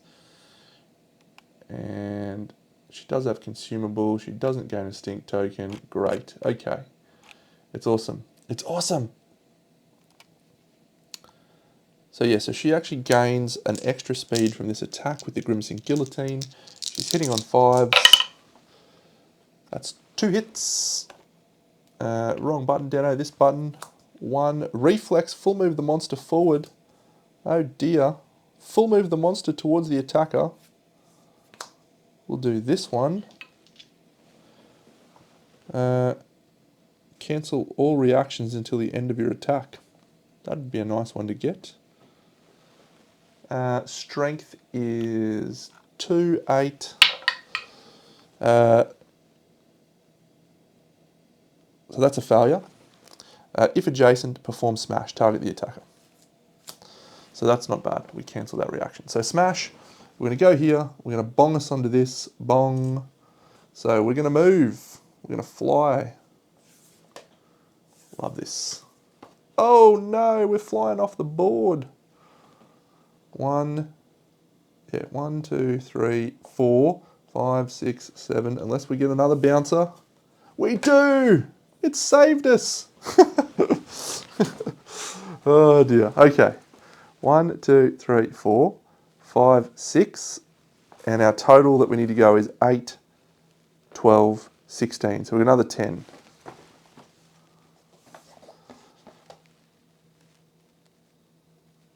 Oh no. So 9, 8, 7, which goes now up to 11. 12. 10, which goes up to 14. 13, 12, 11, 10, 9. 8. We're getting flung on an absolute merry-go-round. 8, 7, 6, 5, 4, 3. So we've fallen off the edge with 3 spaces to go. You can't even see it up here, but there you go.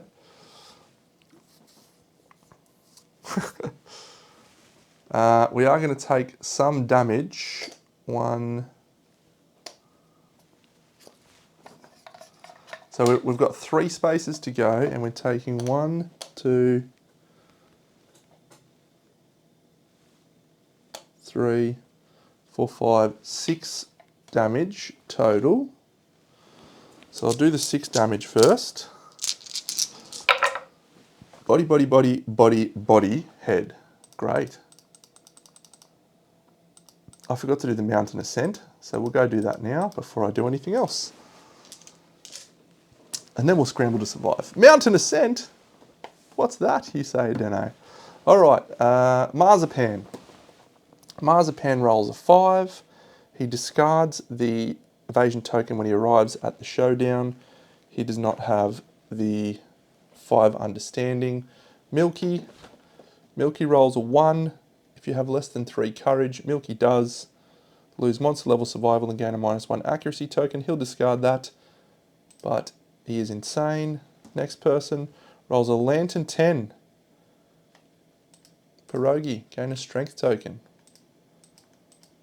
And the last person rolls a 9, gain the Largesse ability. Silken Tofu gains Largesse.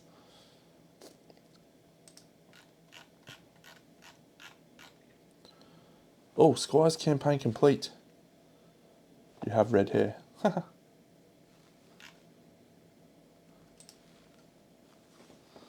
Great, and now we'll scramble to survive. Now this is an interesting one because if we die, we have Undeathable, I think, on Pierogi. Yeah, we do, so we could survive that. So we subtract our remaining, I think it was 3 remaining. So we get a 2, which is a good result. We suffer, you're knocked down and suffer 2 damage to the arms location. We survive. How good is that? So we're knocked down, we're on rubble, we're all the way up the top, you can't see us. What an amazing showdown this is. What an amazing showdown. It's still our turn. This guy's going to move to here and he's going to swing in the blind spot. That's Silken Tofu. He's got the Speaker Cult Knife.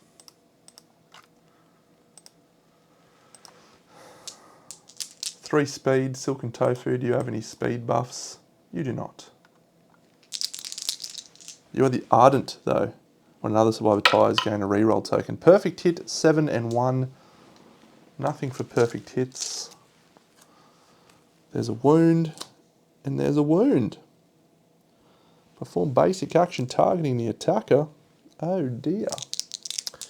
We crit relatively easily though. Is that a wound? 6, 1. That is not a wound. Even the Speaker Cult Knife doesn't get us through there. Okay, so that one fails. He's actually quite hard to wound.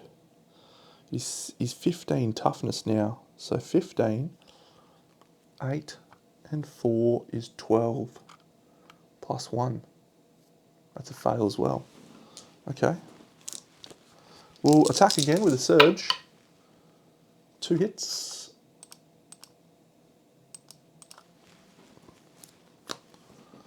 Ooh, +2 toughness to wound this location. 2 of them. You pus bucket. Fails. It's a wound. Gain a courage. Go, Tofu.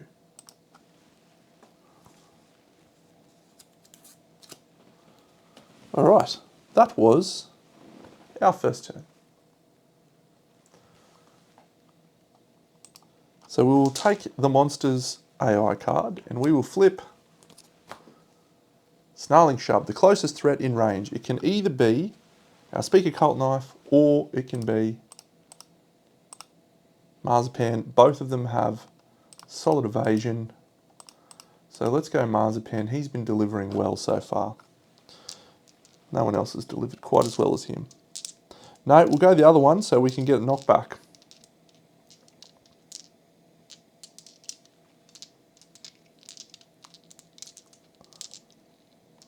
We need to get away from this situation. Smash.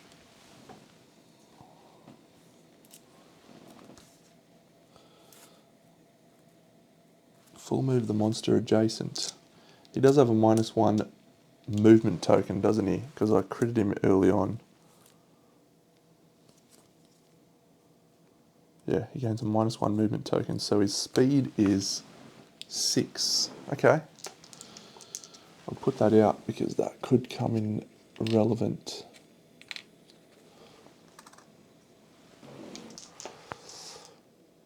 Yep. Alright, so it is going to be against Silken Tofu. 1, 1, and 7. 7 is a hit. I think we want to take that. Can't possibly do anything to Silken Tofu, so that's fine. To the waist. 1, 2, 3, 4. The reason we want to do that is then we go knockback 1, 2, 3, 4. We suffer another damage. That one's to the body. But more importantly, we get rid of the thing. And so we can now archive this one maybe for another -1 toughness token. Now he's going to perform Smash. And we can either take a -3 or a -3. 1, 2, 3, 4, 5. Yep, so we're going to fling ourselves off this way and hope there's a statue. There's not. So Marzipan is flung off there. Marzipan's going to suffer 2 damage.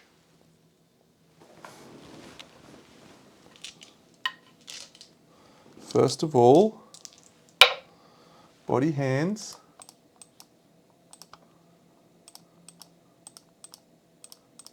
And then Marzipan. See if you can scramble to survive. Marzipan is falling to his death. Do we have any fragile gear in his grid? No, but I think what we will do is we'll spend Marzipan's lifetime reroll. What a pest you are, Marzipan. Actually, it was a 5. I was a 4, wasn't it? 1, 2, 3. Yeah, 1. Okay, cool. So he rolls a 5. He survives. Wrong button, Deno.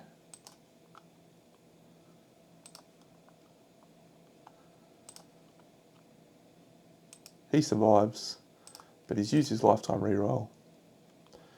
It's our turn.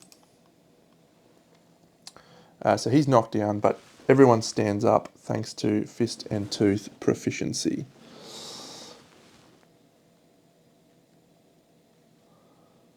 All right. So let's archive some more of these token things.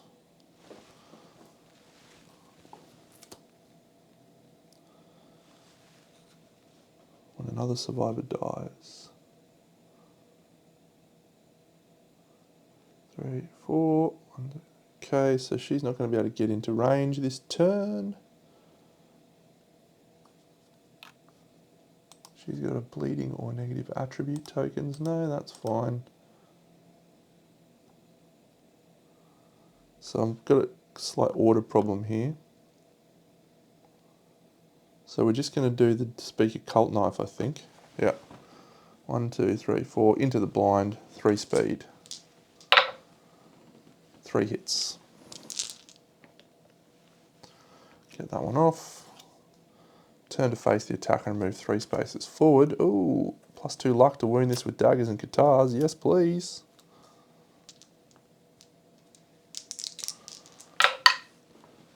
Critical! The monster crumples into heap knockdown. All survivors gain +1 courage. Archive this hit location. You legend. Speaker Cult Knife. All survivors gain a courage. And Milky achieves bold. Bold in the showdown phase, if you don't mind. Stalwart. And he rolls a 9. I think that's +1 accuracy, but I'll check. Bold. A showdown phase. Gain a permanent strength. Milky. It's coming up trumps.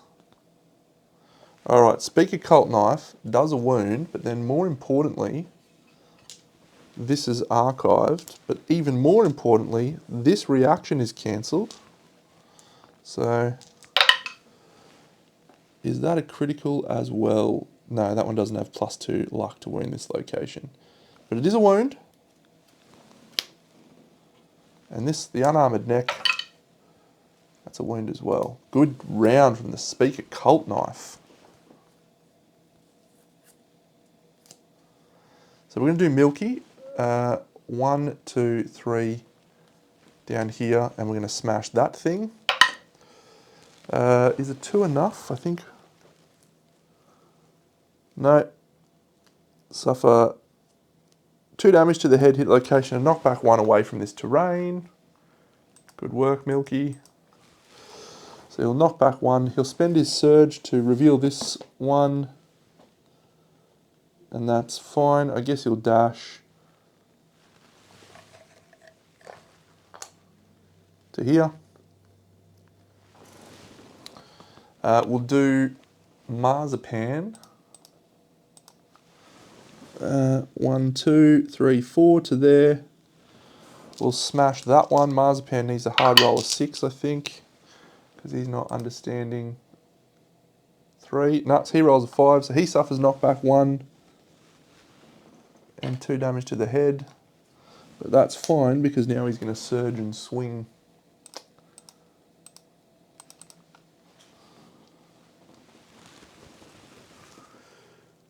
Yeah. Yep, so he'll surge and swing with the grapple claw. 2 misses. Marzipan's performance has been grossly overestimated. Down here, we're going to go 1, 2, 3, 4, and then we can't get onto that because we can't dash, and we're on a terrain, so we can't dash, so we'll go 1, 2, 3, 4, 5, spending a survival with Pierogi. She's fine.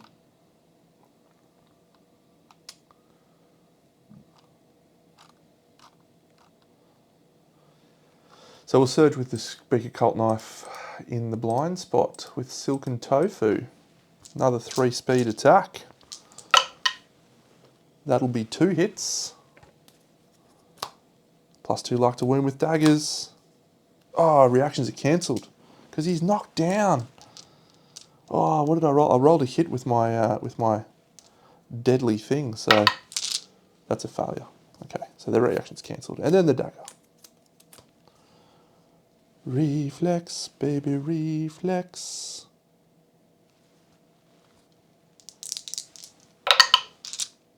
Wounding. The Speaker Cult Knife is on a tear. Wounding. Speaker Cult Knife. Absolutely saving our bacon in this showdown. That's the end of our turn. The monster jumps up and he will... We really need to get him away from that thing. If he's doing a smash thing again. Overhead slash. the closest threat in range, and then he's going to perform basic action, and I think his basic action does actually give him a, yeah, if adjacent, perform smash with the same target.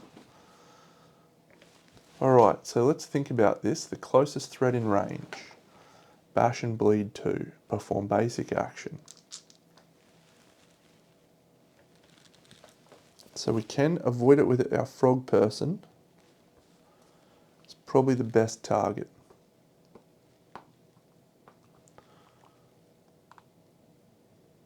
Because he's got undeathable.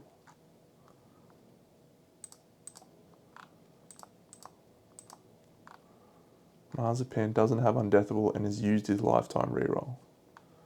Also 3 evasion, but has more armor.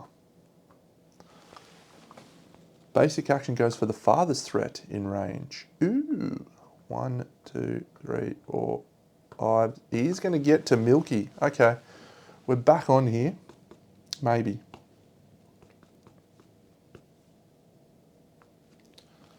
We're back on. No, he's just going to still smash him. No, we can dash. Oh, okay. That's good.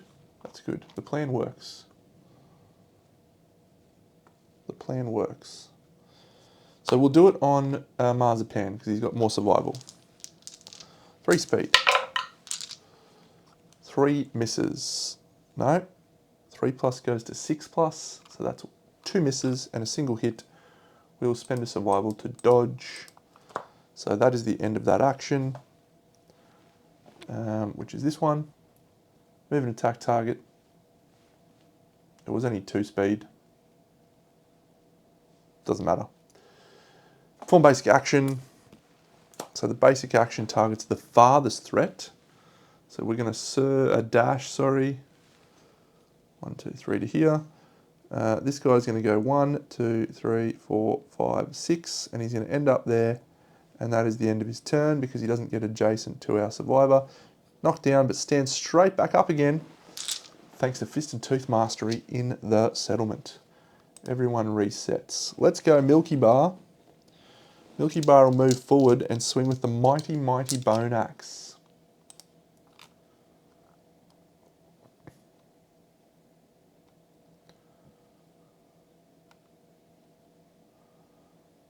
Stalwart.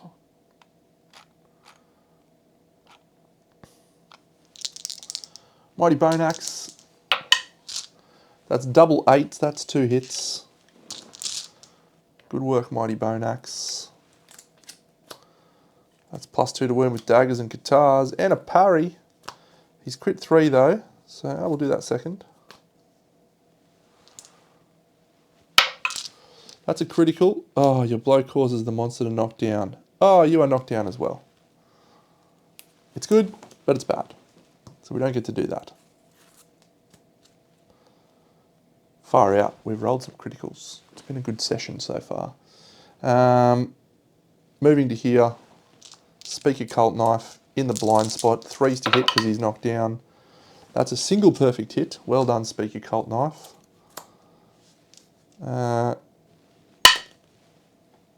Oh, it's a critical. So we've just ripped his belt off. It gains a +1 damage token, and we get a permanent speed. Yes! Silken Tofu is starting to come up. That was a wound. Alright, there's not a lot of hit locations left, so let's just surge with Tofu and see if we can break the back of this fight. Hit, hit, hit, hit. 4 hits. 1. Oh, daggers. 2. Parry. We get to ignore the impervious. Ah, trap on the last. Dano, you're an idiot. He stands up. All survivors are doomed. Target the attacker after knockback 8. So knockback 8 sucks.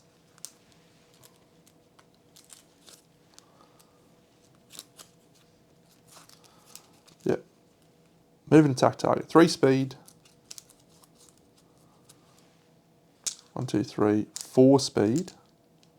No, 3 speed. Hitting on 6s. 2 hits, and these are unblockable waist. Oh no, and head. So he's knocked down and he's got a severe injury roll to the waist. But he does have Evermore. So the severe injury roll on the waist. 2 bleeding tokens. He doesn't have a systemic pressure.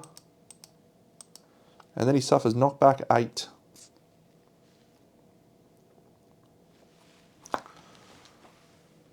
So, I should say. 1, 2, 3, 4, 5 to there.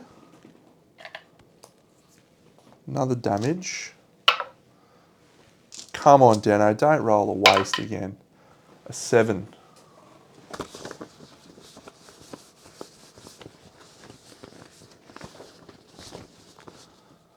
Broken hip. We can heal that.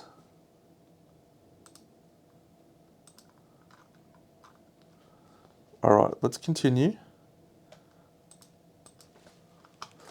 So we've got 3, 4, 5. She's knocked down. 6. So we've gone 1. So 1, 2, 3, 4, 5, 6. And we add an extra 2, 4. So we've got 6. So 5, 4, 3. Then we add 4, 7, 6, 5. Adding 4, 9, 8. I'm doing this off screen. 7, 6, which goes to 10. 9, which goes to 13. 12, 11, 10, 9, 8, 12. I feel like that is definitely not what happened before. Flung off by a country mile, but that's a 2. Undeathable, I think, is the play here.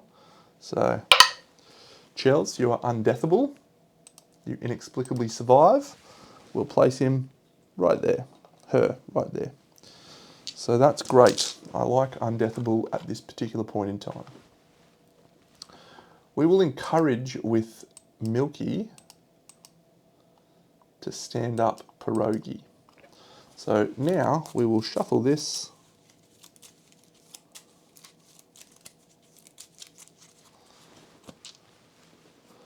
Pierogi stood up. She will dash 1, 2, 3, 4, 5, and then she will walk to there. Done a bad job of my camera angles so far tonight. With the grimacing guillotine, Pierogi. She has +1 speed, so this is a 3 speed attack. 6 perfect hit and a 5. That's 3 hits. Yeah, just standing there. Hey, I've fallen off the edge, but now I'm alive. How you like me now? Full move the monster towards the attacker. Perform smash. I don't like that. Reflex, turn to face the attacker and move 3 spaces forward. All right. Well, this is rubbish unless we can roll a critical, which I think we need to roll a hard 10. It's a 2. It's not a failure, because that weapon has many, many wounds, many, many strength. There's 2 wounds left, 3 wounds left, I should say. Full move the monster 3 spaces forward. Stupid trap. 1, 2, 3. She's knocked down. She's got a deflect token too, actually. We'll encourage her again from Marzipan.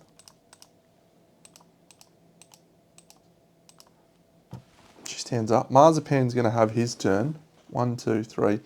And if he's able to do a critical wound with the grapple claw, we'll get a cheeky little free wound. So he hits once. Traps himself. Ah, Marzipan, why did you do that? 3 speed. I need you to miss these, you little pus bucket. He hits twice. He's flying off the edge as well. Hand and body. 1, 2, 3, 4. 1, 2, 3, 4. He's getting flung. It's actually 5 because of that unleashed. He's getting flung in the same spot. 1, 2, 3. So he's got 5 left plus 9. 4, 5, 6, 7, 8. So he's got 3 left on his roll. Same as what he had before. He doesn't have undeathable. He rolls an 8. Place your survivor knockdown in the closest unoccupied space. He's still alive. Good work, Marzipan. All right, we'll surge with Pierogi. Yeah, Marzipan's been on a tear. Pierogi, swing with the Grimacing Guillotine again. Oh, I need to shuffle me hit location deck. She's rolled 3 glorious hits, though. She's an animal. She's an animal. All right, Dino, don't trap yourself again, you spud. 1, it's a parry, of course. The death blow. All right, failure. So there's 3 wounds left. My best play is 1, 2, 3, just in case I critical on the last. So that one, that's a wound. This one, that's a wound. And now we just need to critical on the last. Sure. 5, it's a failure. Okay. The monster strikes his blade down. All survivors in the same citadel time as the monster suffer bash. So we are knocked down. That's our turn, with survivors strewn across the board, as is often the case when you fight this absolute lunatic.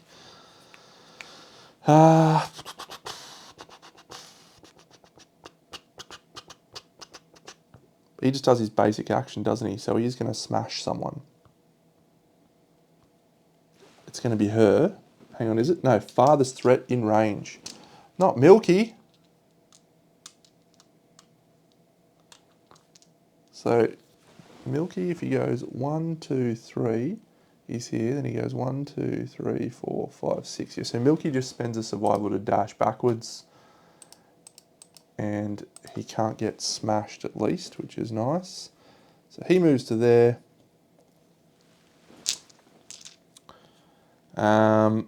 Swings with a basic attack that is 3 speed, hitting on Milky's only 2 evasion, so 5s. 10, 5, 4, 9. So 2 hits. These are 5 damage a swing. Head and boots. So we'll take the 5 damage on the boots and we'll dodge the head. We're not knocked down. If adjacent, perform smash on the same target. Smash. Full move the monster towards the closest Elastima statue. 1, 2, 3, 4, 5, 6. So he falls short, so he doesn't smash him. Everyone stands up. We just need 1 wound. Grimacing Guillotine is our best option. She'll move into the blind. She'll swing. She rolls 2 hits, including a perfect hit. The 4 is a hit, I believe. Pierogi, what are you going for your weapon proficiency? Yeah. 1, 2. Mustachioed Helm. If your courage is less than 3, cancel your attack and full move away from the monster. We'll spend a survival and surge and dash to go back and do the same thing.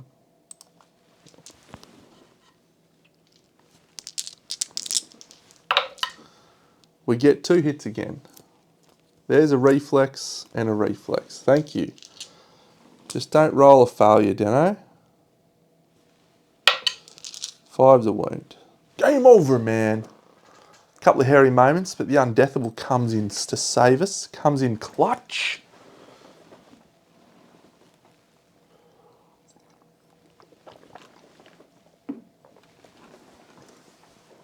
All right. We have a great moment now, which is one weapon proficiency or monster level club proficiency. We could just take 2 club proficiency on someone. Silken Tofu. Yeah, why not? Get 2 points at club proficiency.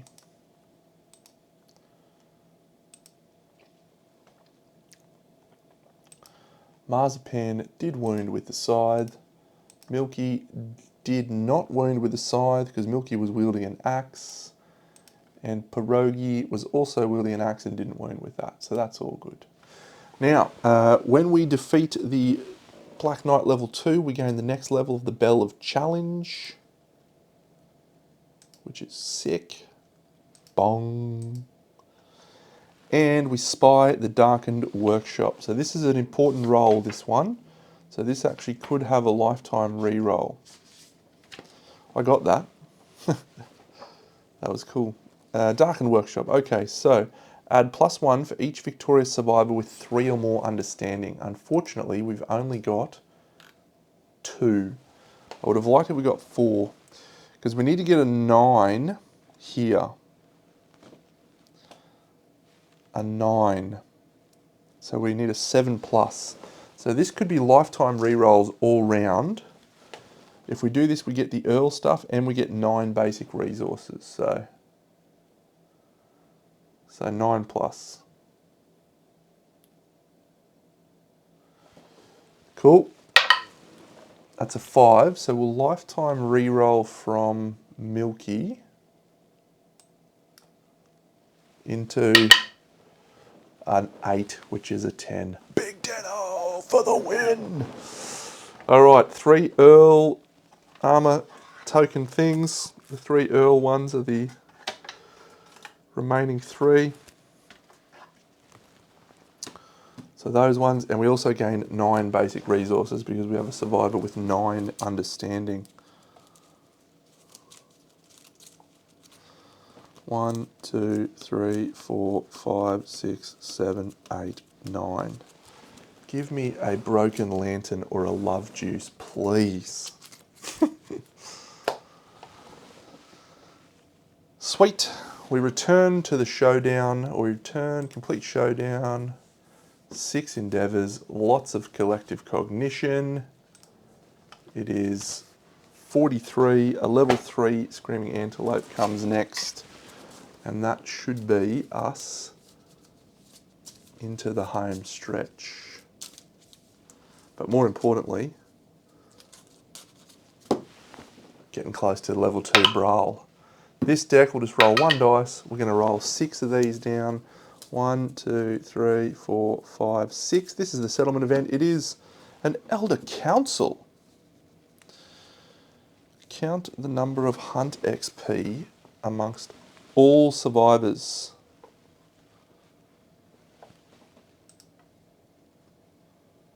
1, 8, 18, 19, 22, 24, 26, 33, 43, 46. -1, we can add the Beast of Sorrow. We can hunt the Beast of Sorrow. You get some good stuff out of that hunt, but no. Innovate Shrine. Wrought Ironworks, 1, 2.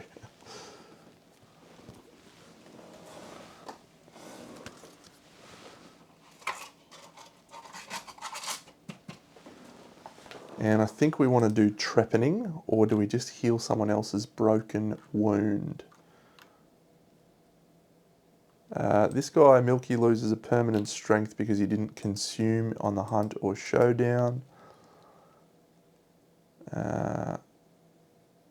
We didn't have our dude that gives everyone a thing, so that's fine. Oh, Pierogi's Pondering. Do we have any? Excellent. Let's do Pierogi's Deadism Pondering. I don't recall if there's anything good in Deadism at the high levels. I don't feel like there is. So I feel like Deadism is the worst. But every time I think Deadism sucks, I'm like, every time I use it, it's actually not that bad. What level Deadism are we?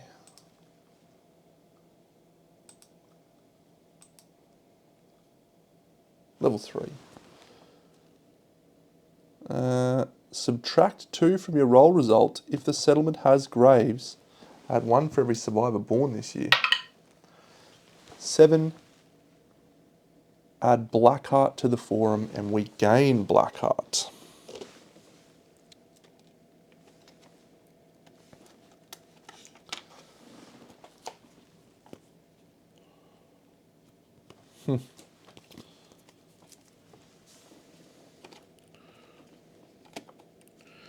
Never suffer brain traumas. Pretty good. So that's added to the forum. And we'll deal out the rest of our character card or thingy cards. I don't have any iron, so I'm actually not going to do the wrought iron workshop. We've got bloomery, we can do that anytime. I think I want to try and get some kids. We're gaining +2 to the roll, so let's go for some children. Alright, 4 of these. 1, 2, 3, 4. I'm so happy to see unyielding. I'm buying that for sure with someone.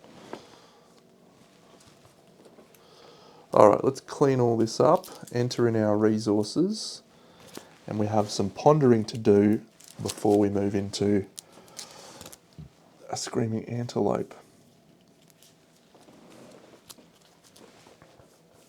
That's such a fun fight. Sometimes you just get flung all over the place and flung off the mountaintop and you're fine. And then other times you just wail on him, fighting him. Patterns, Earl, Boots, Earl Jawguard, Earl Raiment.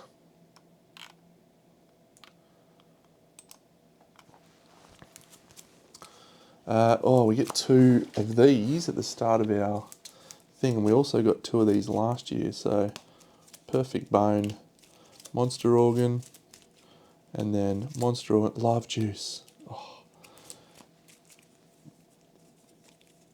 There's 2 love juices and 2 broken lanterns in here. I didn't get either of them, and I pulled 15 basic resources.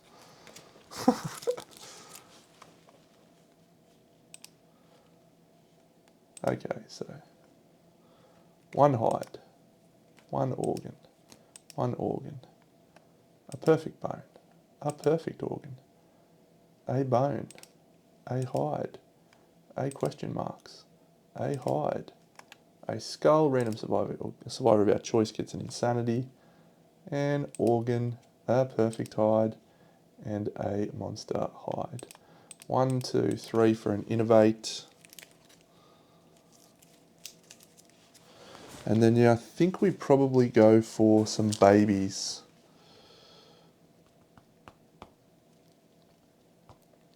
Yeah, we'll try a baby roll. So that's a 7. I think we'll try a lifetime re-roll. No, we'll go a couple. We've got 2 more rolls. So we'll try for 2 more rolls. So again, no. And again, that's a 1. So we will lifetime re-roll that into another 1. That's an awful use of our resources. Deno, you can be ashamed of yourself with that.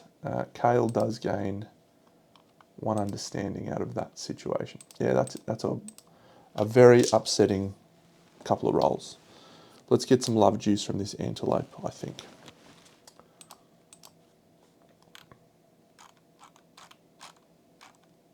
Let's actually do our innovate first, because that might change what we do. I probably won't change what I do because I've rolled some shit dice and that's impacting what I think. But 1, cooking's good. 2, partnerships, rubbish. Lucid dreams. Pictograph. It's probably cooking, so we can gain some more vermin resources. Yep. The cooking gets us an extra endeavour for next year as well.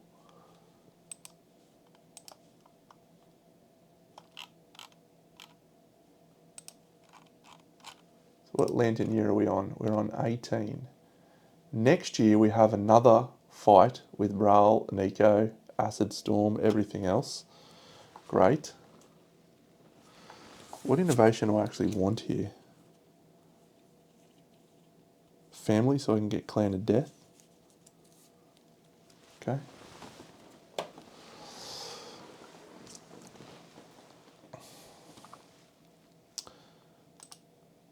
Ba, ba, ba, ba, ba. My lifetime reroll stocks are getting very low indeed.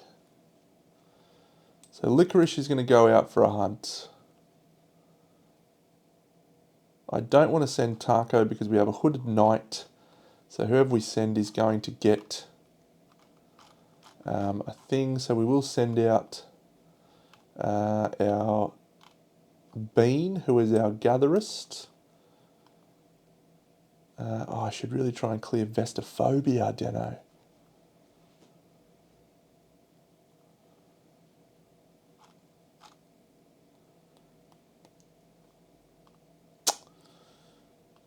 She did do her Ponder.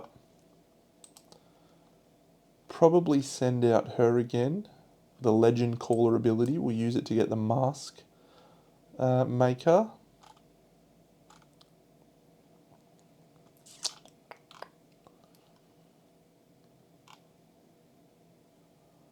Dairy with Vestophobia is a pest.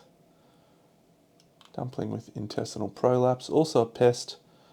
Vegemite cannot gain survival. We cannot send Vegemite against an antelope. You'll run out of survival.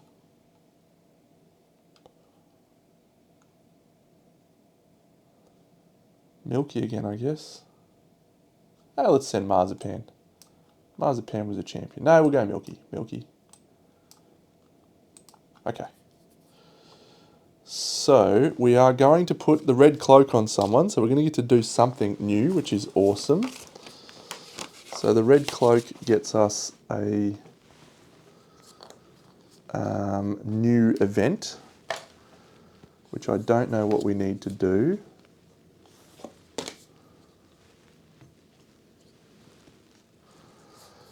We definitely need to get some iron because I think the Earl Jawguard and the Earl Raiment and the Earl Boots.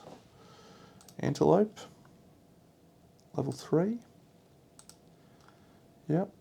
Who's got courage 5? No one. Better get some courage on this hunt.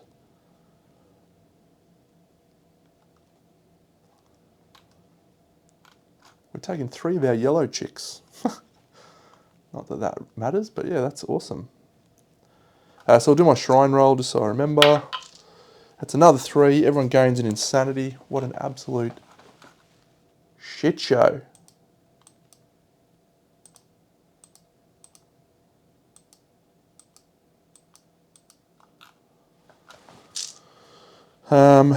Yeah, I don't think I can make, so that's 2 iron and a leather, that's 1 iron, 2 bone and an organ, that's 2 iron, 1 bone and an organ, so that's no good to us. I definitely, do I have enough Lumi? Yeah, Milky could buy Unyielding. Feedback loop for 3. Did Pierogi gain a Lumi from her Deadism level up? She got Blackheart, I know that much. No, she did not get a Lumi. So she's got Blackheart.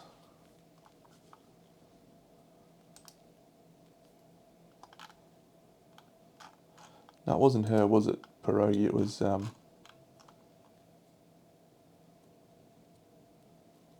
Licorice? No, it was Pierogi.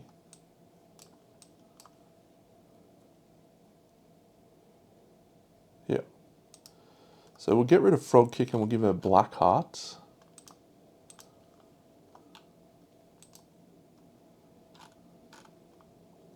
So the only person who could buy the Unyielding is not going to go out on this hunt.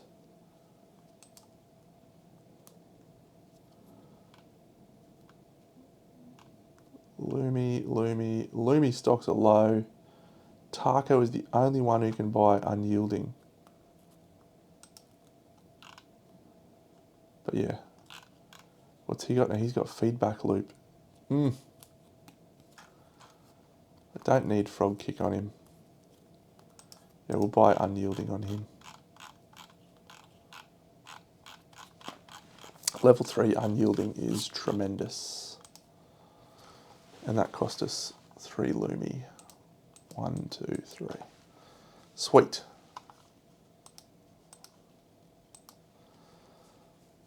So no one's going to buy a feedback loop.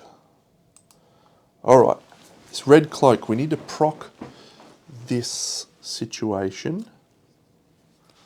So who's coming out? Milky, pierogi, licorice, and Bean. So Bean is going to be wearing this set, and we're going to give her the mighty bone axe because she's an axe person.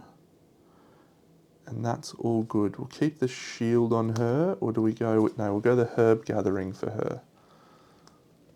We'll go the sickle on her. She needs to use that to get a level up on her knowledge that she has. This set is awesome, but it's also not doing us anything right now. So if we go this spike shield instead, there's our red cloak, which gets us a bleeding token at the start of your act. I really need the first aid kit on that person so that I can get rid of that bleeding token. Or bandages, actually. Let's get bandages on there. So this is probably a no grease situation now.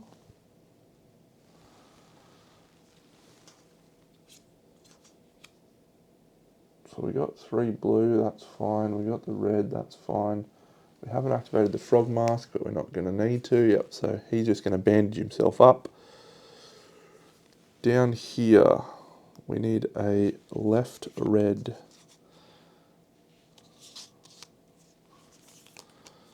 Have a Moonwolf charm. So that's okay. And we could get rid of the Fish of Abundance. I don't think we need that as much. Grimacing Guillotine. Scavenger kit we probably want to take. I want the sickle here. Alright, do we go back to the Doom Sword? Yeah, the Doom Sword's a super fun play.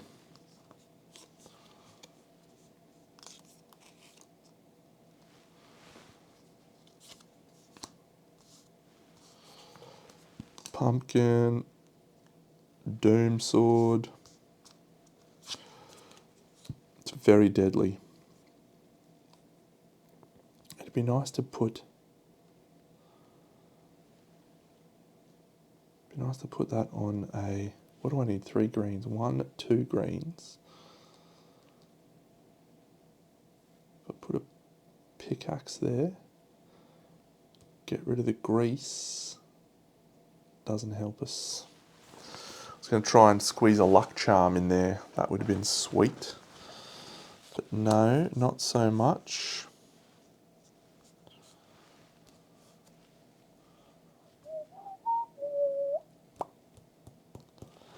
So we don't need that. Alright, so red cloak, yes. Sickle, yes. We definitely need a scythe. We still need a weapon down here. So the Grimacing Guillotine is our best weapon option right now. We need a bone pickaxe somewhere because we need to get some iron. So does that mean we're ditching the Moonwolf charm?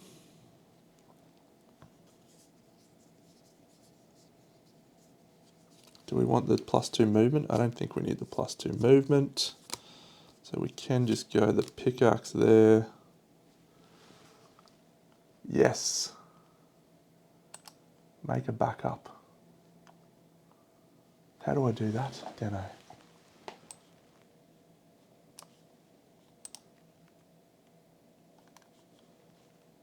Excellent.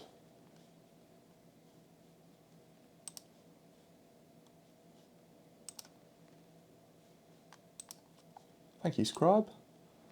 I'm glad that you have learned your lesson after last night. Alright, pickaxe done, lantern greaves done, +2 movement done. Let's ask ourselves an important question, Deno. Have we got enough collective cognition that we don't need to go for level 3 right now? No, we've got both of those collective cognitions. We could go a level 1 Dragon King. Why would we do that? What value does that add? It means we're far less likely to die. No, level 3 Screaming Antelope is the correct call. We go for an indomitable resource. We load up on resources. This will be our last Screaming Antelope hunt. We try and get some love juices. And yes.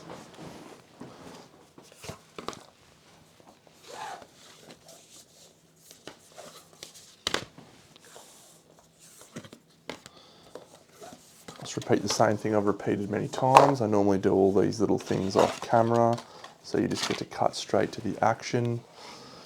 Don't get to do that when you're playing this clown live on stream.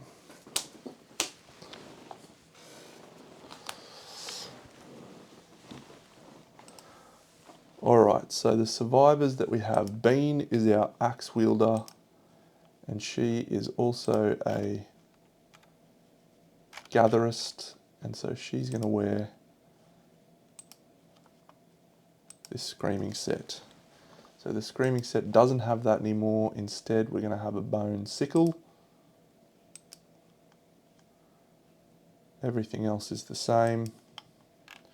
So that's 2 evasion, it's 3 insanity on arrival, it's 2 survival on departure, no survival on departure. So I used to have a thing there. Bean in yellow, done. Licorice. Licorice has tenacity.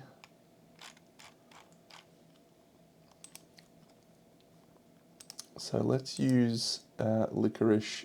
Yeah, Speaker Frog set seems fine. With her, what's her weapon proficiency? She wants shield. It's not really happening shield for us, is it? Maybe when we get a beacon shield. We'll go her in teal. She's the frog set.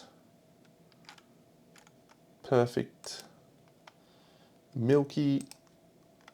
Oh yeah, did I change the frog set? I did. So we don't have a grease anymore. Don't like that. We still have a lucky charm. Don't have the spiked buckler.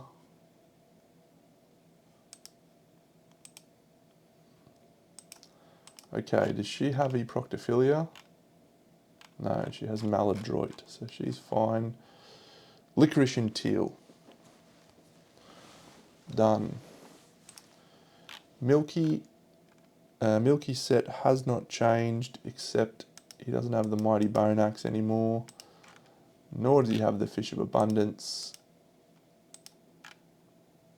But he does gain 4 survival on departure. Not 31, Deno.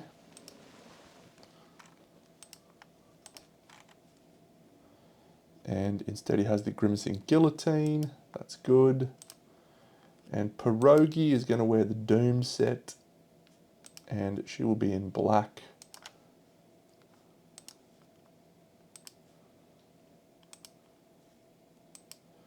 And we've switched the Doom set back to exactly as it was, including the round leather shield. I have a pickaxe, I have a sickle, and I have a red cloak. So I reckon we are good to go. Milky and Pierogi with the doomed set. With the Sword of Doom. Excellent. So now we just put out the knowledges and we're good to go. Oh yeah, so we might try for the quixotic surging thing with her. That could be fun. It's the fighting art. So Phytologist 1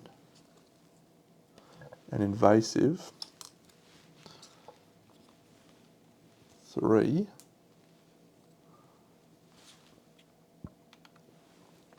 Death Poet, Evermore, Tenacity, Pierogi, Death Poet, Evermore, Blackheart,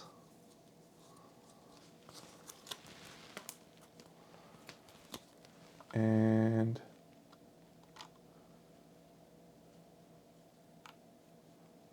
Gourmand is in Health, Duty Bound, and Juggernaut.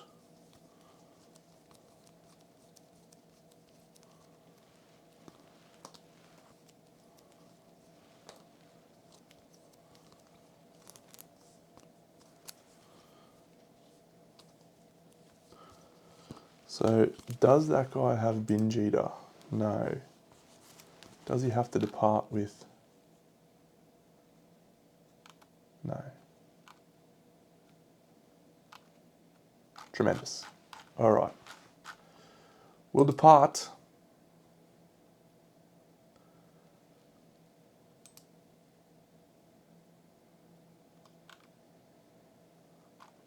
Licorice, everything's looking good. Don't have the Ardent character card.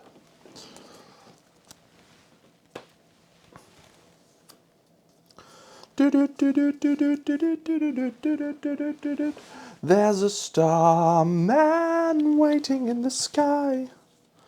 He'd like to come and meet us, but he thinks he'll blow our minds. There's a starman waiting in the sky. He told us not to blow it.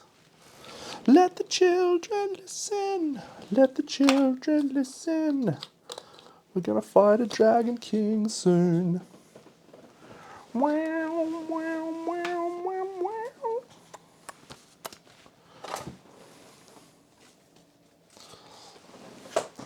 Two quick hunts just then, so I'd like this one to also be a quick hunt.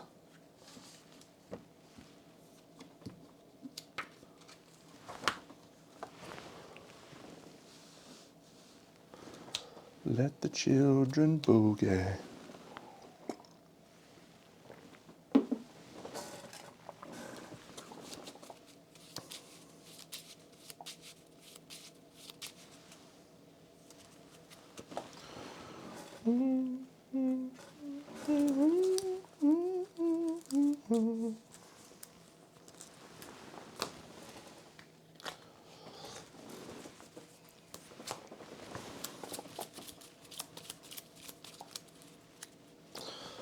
All right, the first. So we're gonna do Red Incursion, which is the cool hunt event.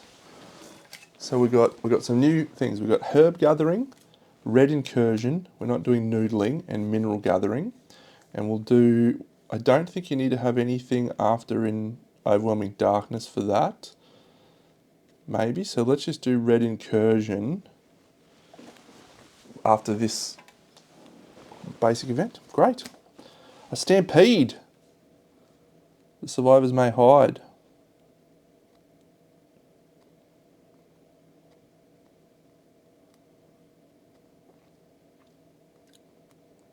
Survivors corner the antelope. Start the showdown immediately. So this actually does come first because this is placed on top. So I'm going to do this, and then I'm going to see if we can roll an 8 and save our time. It's a 4. Okay. All survivors suffer 2 brain event damage.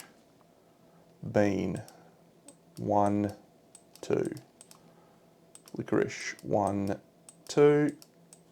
I could have done this in an easier way. 1, 2. Pierogi. I do need to also give everyone an understanding when they depart. Understanding galore. So,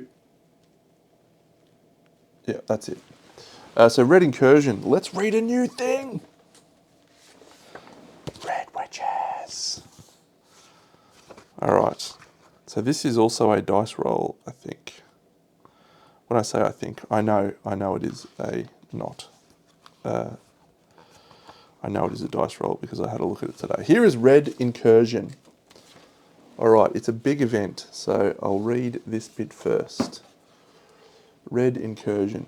Nominated survivor wearing a red cloak. The survivor steps apart from the others. The remaining survivors cautiously back away, bracing for the unexpected. Suddenly the cloak becomes heavy, reeking of iron and pungent salt. The cloak wearer's anxiety stirs in their bowels. Meekly they drape the cloak across their shoulders.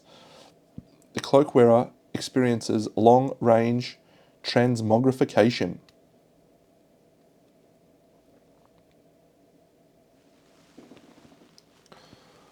Alright, so we need to roll a 6+, and we don't get any bonuses to that.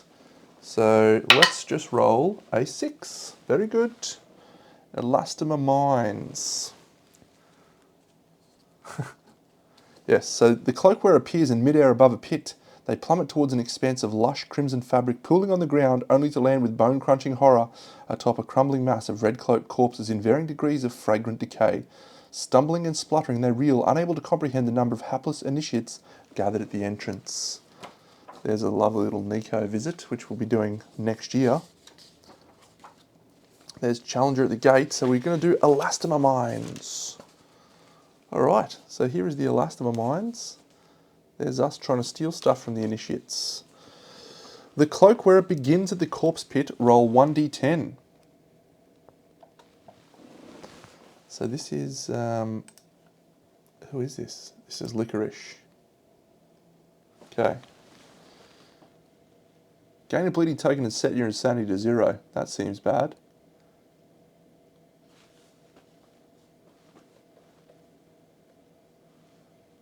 Alright, let's do it.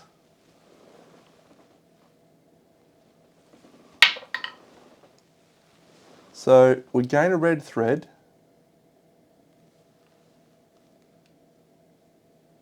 And we descend into the fossilized nest, but we do gain a bleeding token and lose 3 brain event damage. 1, 2, 3. And that's a red thread. Okay.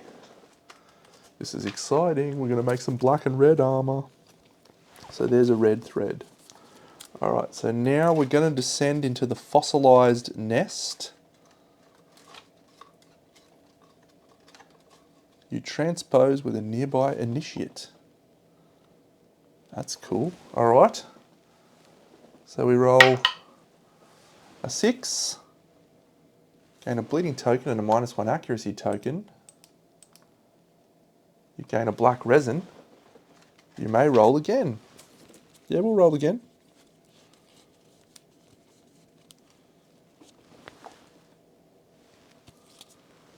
Sweet. That's an 8. Gain a black resin. You may proceed to the grimy refinery. I shall proceed to the grimy refinery.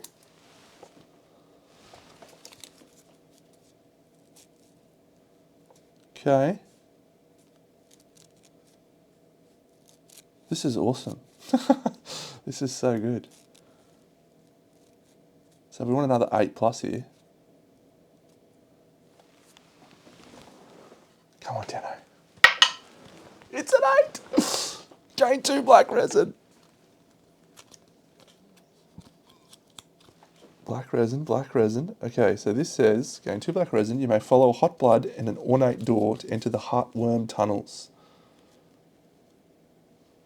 But all of these are blood, are 2 bleeding tokens. So if we get any more bleeding tokens throughout the thing, we die. Is that worth it? For our best hitter. We got pretty good hitting power elsewhere now. You land atop a large patch of mouldering elastomer you sift out. Gain 6 insanity, which we can't get. Add 6 black resin and 2 iron. The 2 iron is the thing that I really want. We're doing it!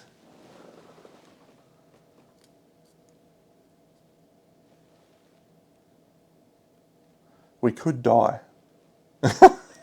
We have a lifestyle reroll for licorice.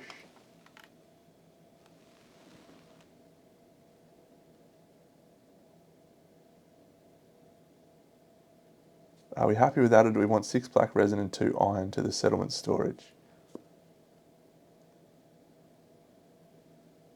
Let's go for it. Come on, Dano. That's an 8. 6 black resin and 2 iron to the settlement storage. So they actually go straight to storage, which is cool. So we can't lose that on the hunt. And what are we going to put black resin as?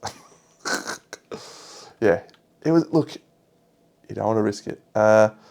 We'll call that Undying Hearts. 1, 2, 3, 4, 5, 6. That's our black resin. And the unclean red, is our red thread. So we walked away from that with 1 red thread and 4 black resin. Sorry, yeah. But 4 bleeding tokens on this person is bad. Oh, it's real bad.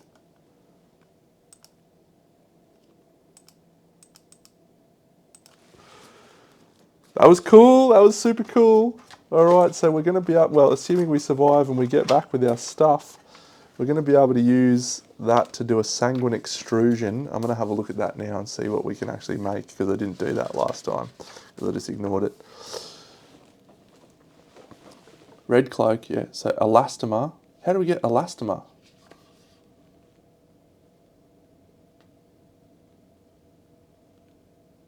The black resin says it at the top. Elastomer. Cool. Yeah, so to make the full set, you do need 1 red thread, 2 red thread, 3 red thread, 4 red thread. So we're not going to be able to make the black and red set. Yeah, this is on the hunt. But we may be able to make the hyperelastic bow, which is exciting, because we haven't got a bow or a hyperelastic shield or a hyperelastic sword. We can make so much cool shit. Okay, that was red incursion. We just want to get some more red thread and run away, I think.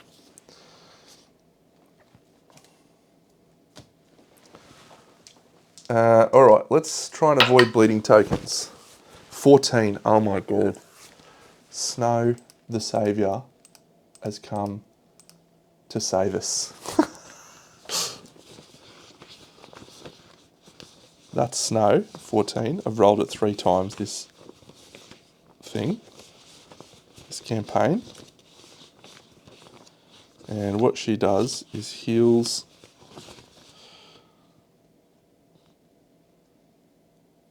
all injury levels and lost armor points. And they gain a +1 accuracy token. Alright, so I don't think we've lost any things. We don't get to heal bleeding tokens, which is a real shame. But we do gain a courage and an understanding. 1 courage. So Pierogi achieves bold and 1 understanding on everyone. So the bold roll for Pierogi, she is now a hunter thing. The bold roll is a 2. Unfortunately, that is gain a speed token for the next showdown. When I say unfortunately, what I mean is excellent. The Sword of Doom continues its journey. And then a random survivor, top down, the 3rd person along. Milky gets a +1 accuracy token. However, Pierogi has she has a -1 accuracy token. So -1, +1, +1 speed token. Whew. This is exciting. What do we got here? Each survivor may scavenge. There is no downside in terms of bleeding tokens. You find something undigested and eat it to gain a survival. So the only person who's got consumable is Pierogi. So I think everyone else... Oh, no. So So yeah, Licorice will consume. She rolls an 8. Gain a survival. And gain a courage.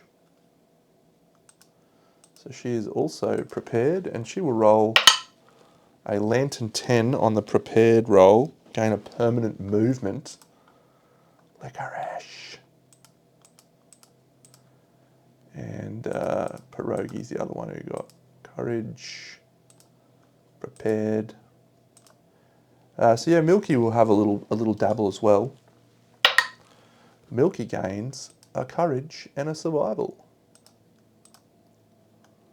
He's at max survival.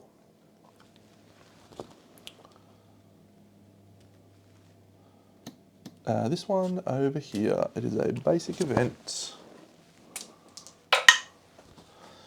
86. I'm really nervous about bleeding tokens now. Putrid Tunnels. Oh, okay. So we could get Leprosy. Leprosy's actually pretty good when you combine it with that Unyielding. It's -2 on all damage rolls. So, okay. So Bean, on a 9+, you go get Leprosy.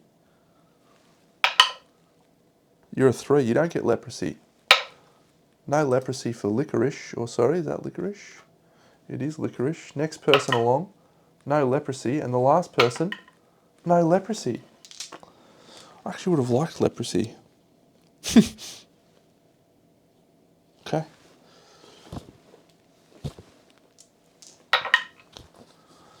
$49. It's not Gambler. That's 48. 49 is the Pus Fields. If we carefully tread, or we can rush through. 2 event damage to a random hit location and adds their evasion to the result. So that's not a bad one. Yeah, we'll rush through. No, we'll go slow. 17. Don't need to risk extra damage.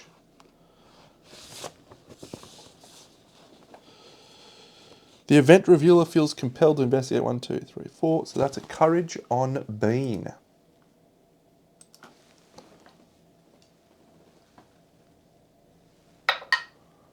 Bean rolls a 9.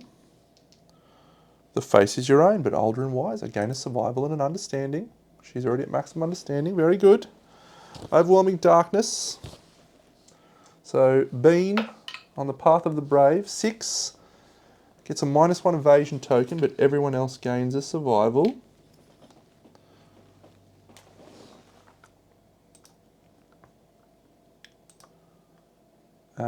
Good. Licorice. Licorice rolls an 8. That suffer 1 event damage to the arms. Milky. Milky rolls a 3. That's gain a -1 accuracy token. So we're going to be able to discard that. And then the last person rolls an 8, which is suffer 1 event damage to the arms. And that's it. So we're now going to herb gather and mineral gather. So we'll do the herb gathering first. Everyone gains a survival. And we get to use our +2 to our roll for plant-related hunt events, herb gathering or Virid Grove. Huh, plant-related hunt events. Dead weed has plant. What else has plant? Probably that tree one. Huh. That's interesting. Okay, so rolling 3 dice, 7, 8, and 10. So that's 25. So we're at 35 after 1 roll.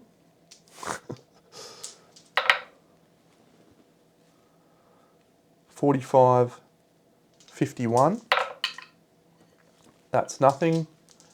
And the last one, 51, 60, 70. So the herb gathering roll of a 70. I'm pretty sure we don't get to descend. Yep, 2 fresh acanthus. If the settlement has cooking, gain a random vermin and all survivors gain 3 survival. We're getting closer and closer to being able to heal this guy with his bleeding tokens. So nerve-wracking. So the vermin resource we get is a little crabby.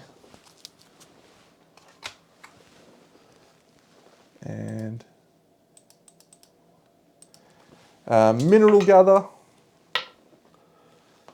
So that's gain a broken lantern. Pretty sure. JKLM. Mineral gathering. Gain a broken lantern. Suffer 2 event damage to a random hit location.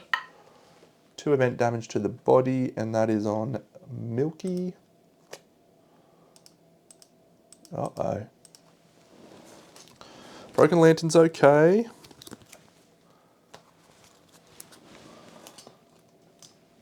Alright, then this carpet of ticks. Each survivor roll 1d10 and add your hunt event experience to the roll. So Milky can't fail. Pierogi can't fail. Licorice can't fail. Bean is the only one who can fail.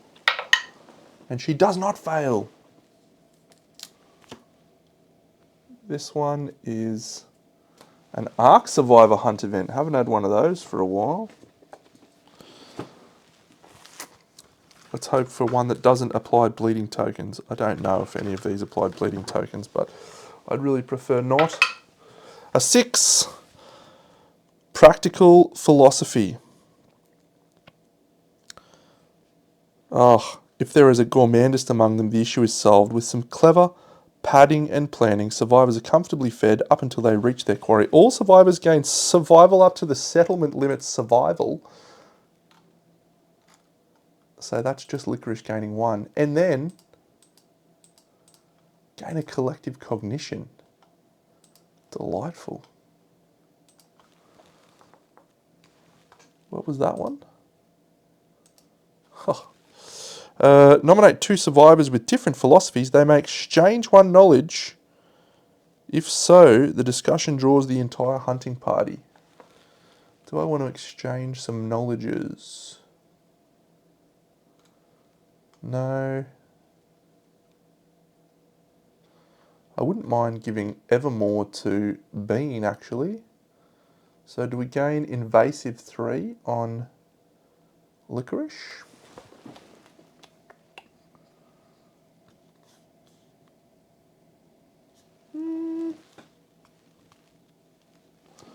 I think we'll leave it as is.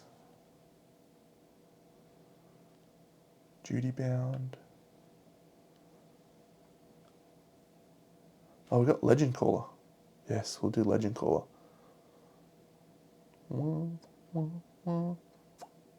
Maybe we won't actually, because I don't have anything to replace. Bone pickaxe is easy enough to replace now that we've done it.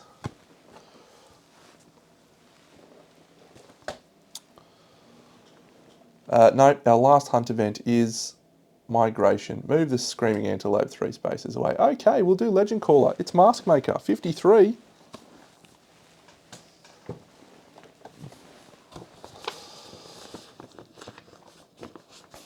Well.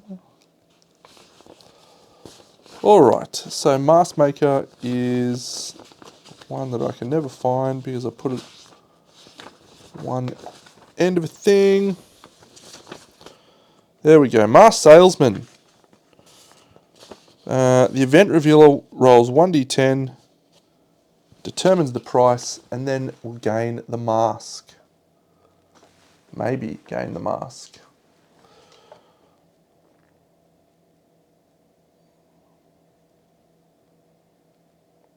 So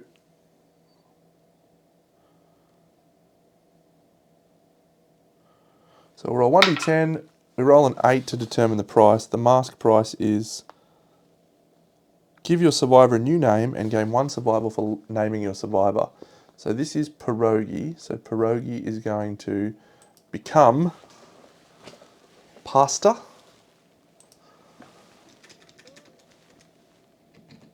And we're going to roll for what our mask maker is.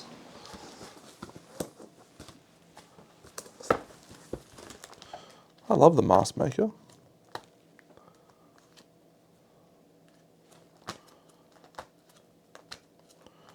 I wish I got to play with the mask maker more often.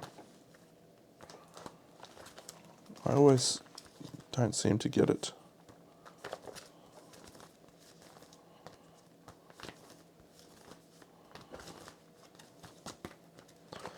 If I could find it, I'll just do another hunt event. 02, so that's not a bad one. Maybe the mask maker's in a different thing. No, there it is. Okay. So 1 to 5 is one of these three. So it's one of these three. 1, 2, 3, 4, 5, 6, 7, 8, 9. 7, 8, 9, it's the white lion mask. If insane, spend to lose all your survival and gain that many +1 strength tokens. She's got black heart.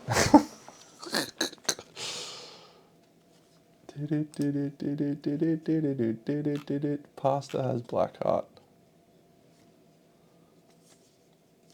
We're going to trash our leather braces so we can take the white lion mask and we'll remake the leather braces. That's it. We make it to the hunt. We make it to the showdown, I should say.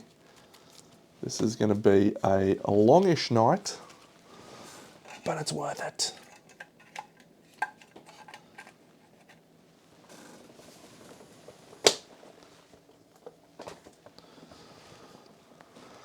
Oh. So the very first thing we're doing is we are surging with our survivor with bandages and just clearing that off.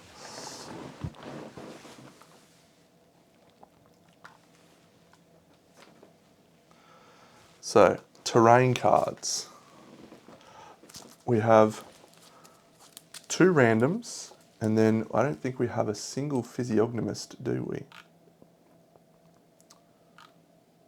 No physiognomists, so we get 2 randoms, plus we also get to put a flower, fruit, grass, tree, etc. of our choice from the terrain deck and place it according to its settlement rules. So the first one we get is 2, we're actually going to take them out, sorry. Yep, so they're out, and then the Canthus plants are out, and the bug patch is out. Where is the bug patch? There it is. Okay. So yes, so 2 of these. Didn't feel that one. Obsidian tower. Oh, we can smash that for an iron. Oh yes, please. I'm just gonna get rid of the lonely tree. I don't feel like playing with that again. 3 stone columns. All right, so I don't care about those. An obsidian tower is cool. I'll smash that and get an iron because I have a heavy item. If you have a heavy or club keywords.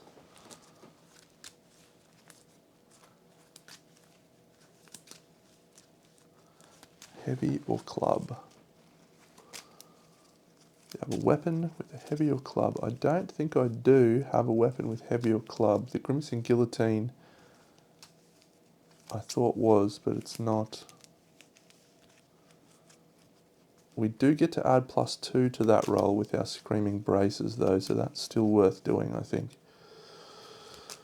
And then we get to add a tree of our choice. Grass. 2 tall grass.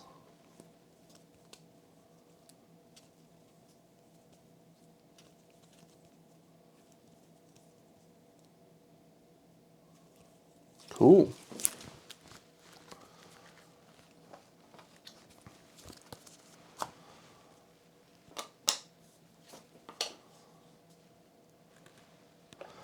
All right, we're ready to roll almost, I promise. almost. Where is that set up? At least 4 spaces from all other terrain. There we go. I normally move this down when we face the antelope because he tends to just puss bucket around down this end.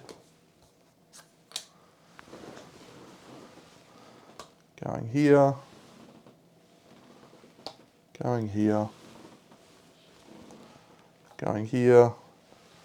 Going here. Nice to have no facists. How great is that? So discarding from the Song of the Brave benefit. Very nice.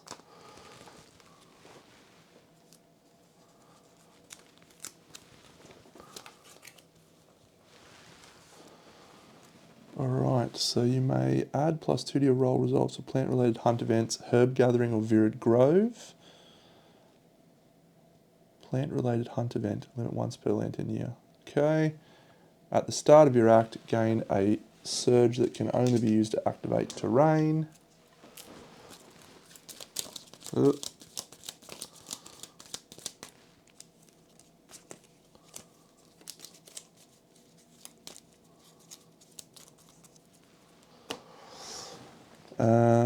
I think we have legendary horns, we have trample, we don't have toughness tokens, instead we have another damage, diabolical,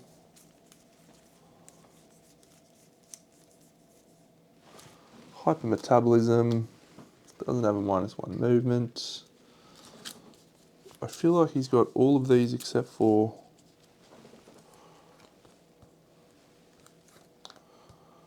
12, 8 and 2. 1, 2, 3, 4, 5, 6, 7, 8, 9, 10, 11, 12, 17, 18, 19, 20, 21, 22. Perfect.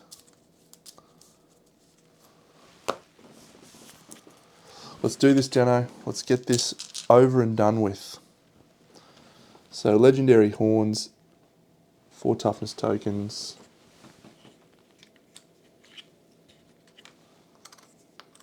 He's got 3 speed tokens. 1, 2, 3. He's got his 2 damage.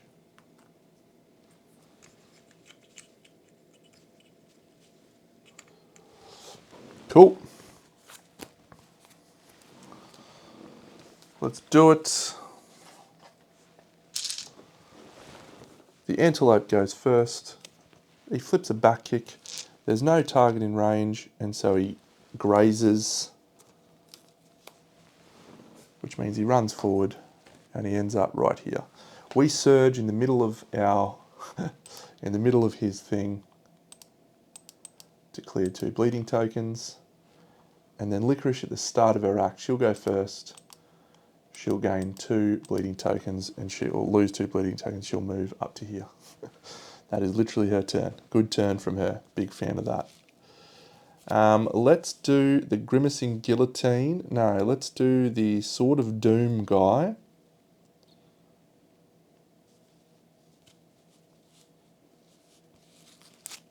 Yeah, our first turn is very inefficient, really. 1, 2, 3, 4, 5. We'll smash this and gain an Iron. 7 plus 2 is 9.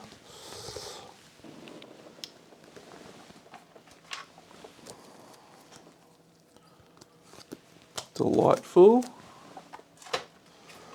What else? So that smashes, so we can spend survival now, but we don't need anything else. Actually, we might have been better off just placing that here, starting next to it, and then going 1, 2, 3, 4, 5. Yes, I'm doing that. So the Mighty Bone Axe, which is Savage for Bean. If you're insane when you depart, gain a survival and a strength token. Yes. So she can't surge, but that's okay. She's not surging. She's just going to make her attack with the Bone Axe. That's 1 hit. She can re-roll that hit because it was a 1 into 2 hits, and that is thanks to the Bone Axe being heroic.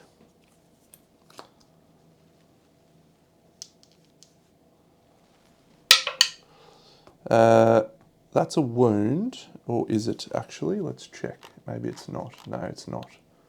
So axe. Oh, this chick used to be an axe specialist. Damn. Okay, so we don't get that one. That was a 9. She doesn't have a luck. Okay, so we don't have to worry. That's a 10. Great. The monster gains a -1 speed token. Archive this card, and it's savage.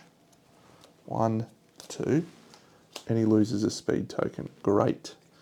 Now, we have less than 3 courage, so if we end our act adjacent to that guy, then we are unable to,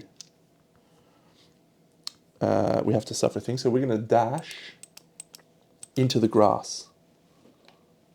Done. So her and her are done. Milky. Milky has the Grimacing Guillotine. He will spend a survivor while adjacent with the Grimacing Guillotine to do another wound. Very good. So Grimacing Guillotine, he's only 2 speed. He will swing with that. That's a 1 and an 8. It's 1 hit. There's no negatives on that one. That is a 7. He is 2 luck. It is not deadly. So it's just a wound. I'm attacking with a club or a shield. No, just a wound. He'll swing again.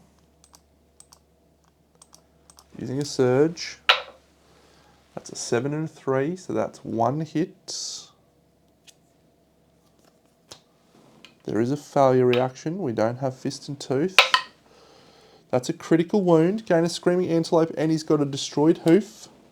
That's a critical screaming antelope resource. Come on, Dano. Now, Milky does have 5 courage, so he can end his turn adjacent, and that is okay. But he will not. He will go 1, 2, 3, 4, 5. He's there. And this chick, who is the last chick, she's going to just use the HoloLink pumpkin and gain a thing to all hit locations. And we're undeathable. Did have binge eating, did have stinky, so we're all fine there. We've used Legend Caller. Consume an archive token. On arrival, gain a strength token. Nice, we'll do that.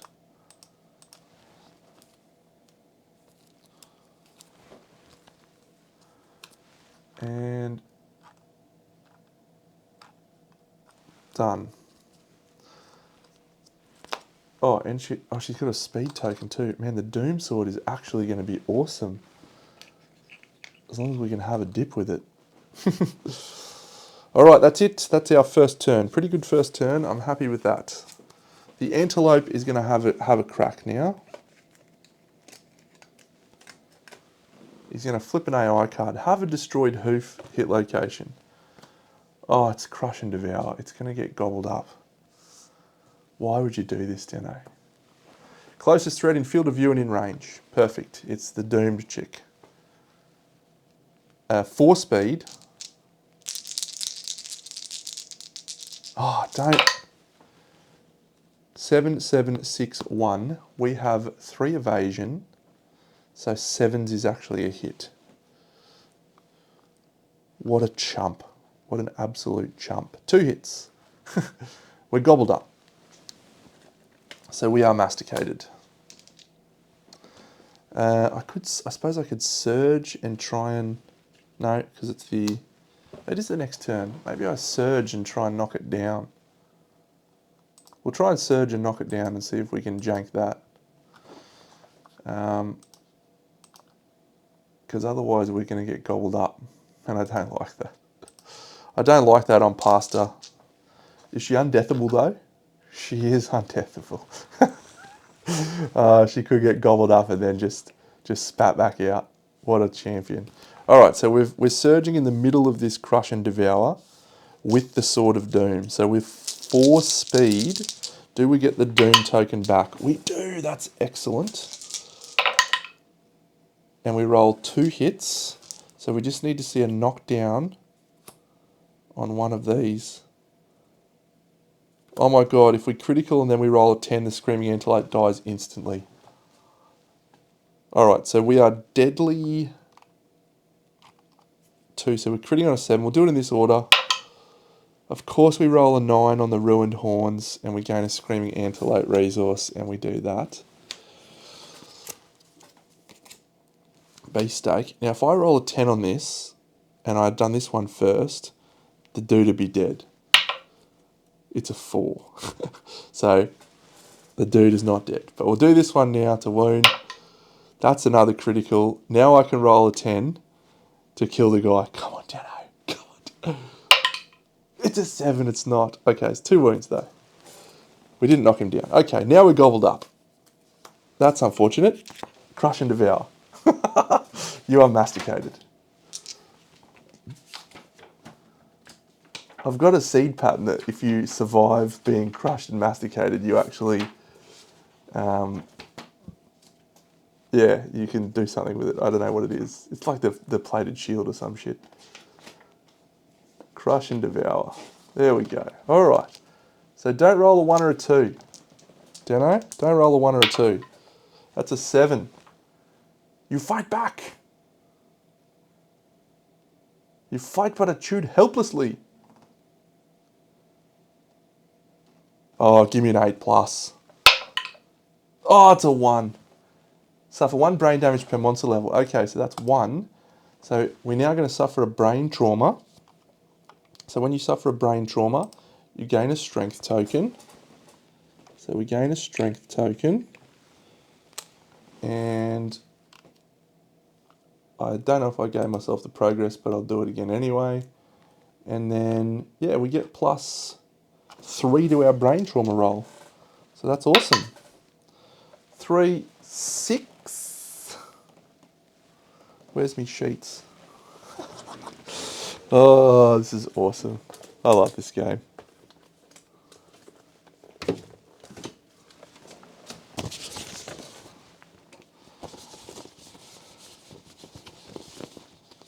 Alright, so just make sure I've got anything. Nothing matters, you cannot gain. When you suffer brain trauma, gain a progress token. Done. On arrival, gain a strength token. Add your number of strength tokens to your brain trauma rolls. So we're now 2 strength tokens. So we're a total of 5 on that roll, which I think is a danger seizure, gain a random disorder. I'll just do this one. Destined, if you do not depart, lose all survival and insanity. No big deal. And 1d5 insanity, we can't gain insanity. Okay, so if he suffers 2 wounds, we could regurgitate.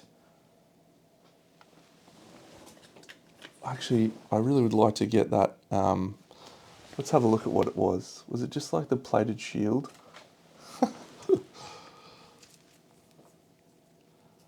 He's then going to run straight forward like a pest. Plated shield. No. Durandal. Yeah. Collect a bile off a returning survivor who was regurgitated. Blacksmith. We need a saviour. Okay. That's not happening.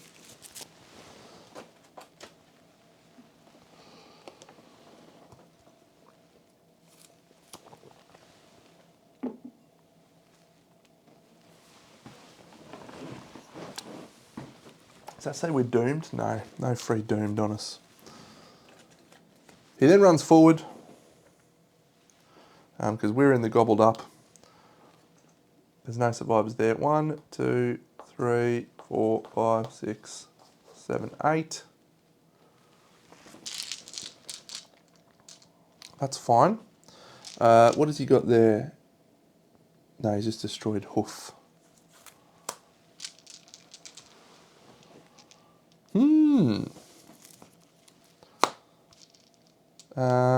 Can we do 2 wounds? Yes, we can. Mighty Bone Axe, maybe?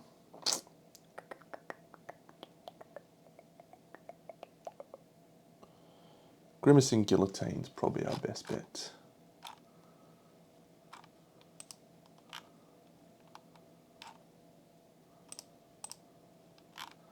Bean needs to get rid of some insanity.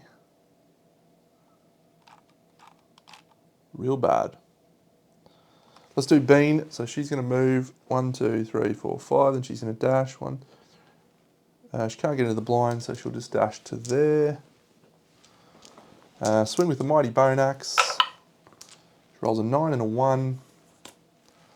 The 9 is a reflex. Target each survivor in the zone of death and perform basic action. We don't get to cancel it. We can't do anything about that. But we do a wound. The reflex triggers. So his basic action is 4 speed, hitting on a 2+, which goes to 6+. 8, 5, 4, 4. So that's just 1 hit. And this damage is 2 damage a swing, which does 2 damage to the body. 1, 2, 3 damage to the body, sorry. And that's it, and it doesn't do anything else. She cannot surge, so she is done. So we'll now do the Speak Occult Knife person, who will go 1, 2, 3, 4, 5, 6, 7, 8, 9. Into the flank, and we'll swing with the Speak Occult Knife. So Bean's done. And if we can do 1 more wound, we do the Regurgitate. So that's cool.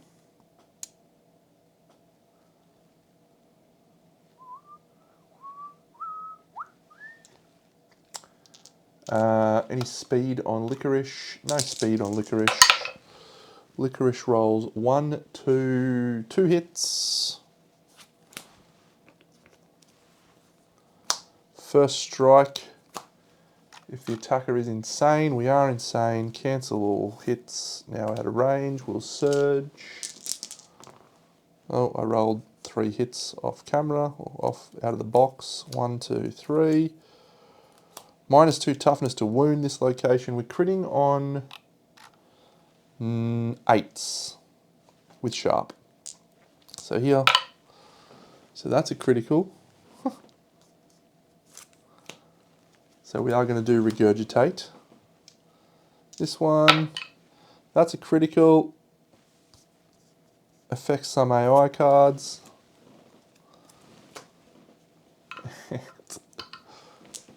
The last one, that's not a critical, but it is a wound.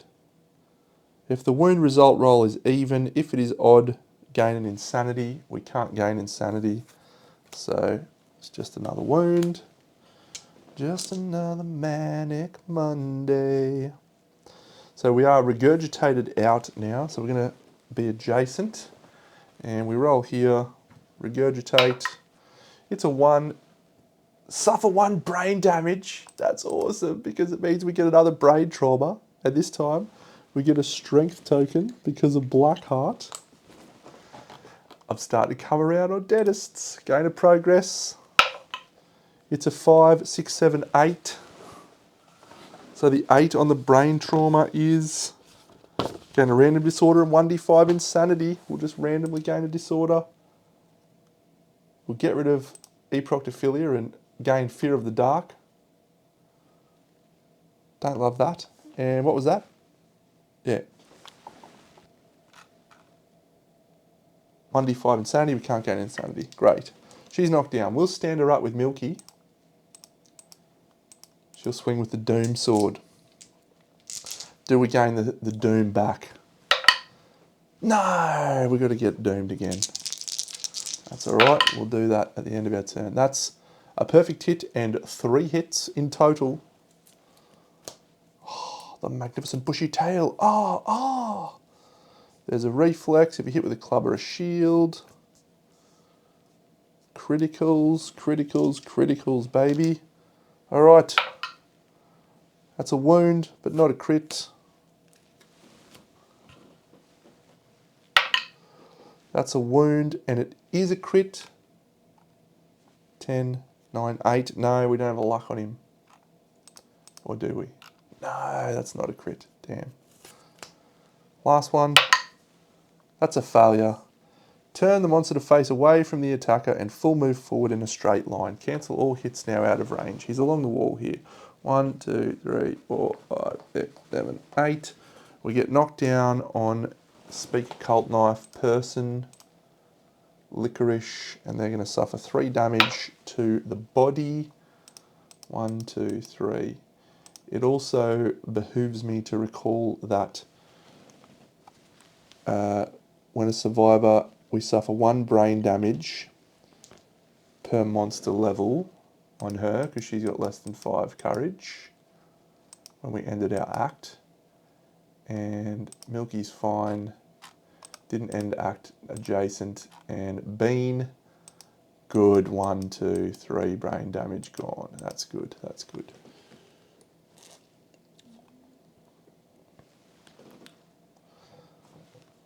Alright, so did the monster... Oh yeah, and then we'll surge with that guy to get our Doom token back and add 1 to all hit locations. The Doom Sword is my new favourite thing. So Crushed Spine affects some AI cards, Ruined Horns affects some AI cards, Persistent Injury affects some AI cards. We've got 3 Persistent Injuries that just affect AI cards. It's his turn, he is going to flip Chow down, he's going to move to the closest Acanthus plant. He's going to eat it. And if we do it that way, he's going to eat it and he's going to run into range. 1, 2, 4, 5, 6, 7, 8. What an idiot. However, Metabolize says whenever he consumes, the monster gains a speed token. And he also gains his wound back. It's top wound and it goes onto the bottom. So Chow down comes back in. All good. What's Milky's weapon again? The Grimacing Guillotine. 1, 2, 3, 4, 5. Who's got 6 speed? Licorice. Licorice stands up thanks to Fist and Tooth proficiency. Licorice can go 1, 2, 3, 4 into the blind spot. Let's do that. Swing with the Speaker Cult Knife. 3 hits. 1, 2, 3. Failure, failure, and wound.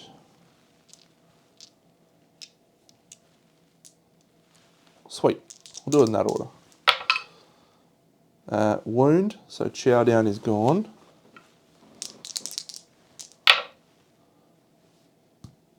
Wound, not a critical. And the last one, which we would love to critical, it's a 7 and an 8, so it's a wound. But I don't think it is a critical. Speaker Cult Knife. Licorice, yes. It is not a critical. We needed 8s. That's all right. Wound. Turn the Screaming Antelope to face the attacker and full move forward in a straight line. She's knocked down. She suffers 3 damage to the waist. 1, 2, 3. 1, 2, 3, 4, 5, 6, 7, 8. 8? Yep, good one, Dino. Okay, so I think we're getting close now to Danger Zone. But we can't, we got rid of Chow down, so that's okay. So we could have surged and, no, we could have dashed and surged with the Doom chick. No, that's fine. Let's actually go with Bean, because we want to get Bean's insanity situation under control. So she'll move 1, 2, 3, 4, 5, then she'll dash, and she'll have a normal attack with the Savage Bone Axe. That's a 6 and a 1, so it's a single hit. If you hit with a club or a shield, gain +2 luck. She criticals anyway. The monster is knocked down. It's a Savage Bone Axe. So we do 2 wounds with the... Oh, we got heroic, so we can actually re-roll that 1. That's another hit. Don't be the trap. Oh my god. He's knocked down, so this reaction's cancelled. And that's A wound? What strength are you? No, that's not a wound. Okay. What a shame. I'm just going to mark my weapon proficiencies because I think everyone's clear. Axe, yes. Shield, no. Milky, scythe, doesn't even have a scythe. Pastor, the sword specialist. Oh no. Damn. Thought that was our other sword specialist. So it's just Bean that's going for axe. We can get the Doom Sword in, and I think that's the right play. 1, 2, 3, 4, 5. 1, 2, 3, 4, 5. Because when we proc the trap, which we are inevitably going to, with 4 speed, we will gain a Doom token. 2 hits. There is literally 2 cards on the deck. So did we bottom deck the trap? You're damn right we did. You're damn right. The attacker is doomed. Get yourself a Doom token. Actually, does he get his Doom token back from that attack? Yes, 2 Doom tokens. All survivors adjacent to the monster suffer 2 brain damage per monster level, knockback 5, and are knocked down. So Pastor is going to gain a brain trauma. Oh no! So we gain another strength token.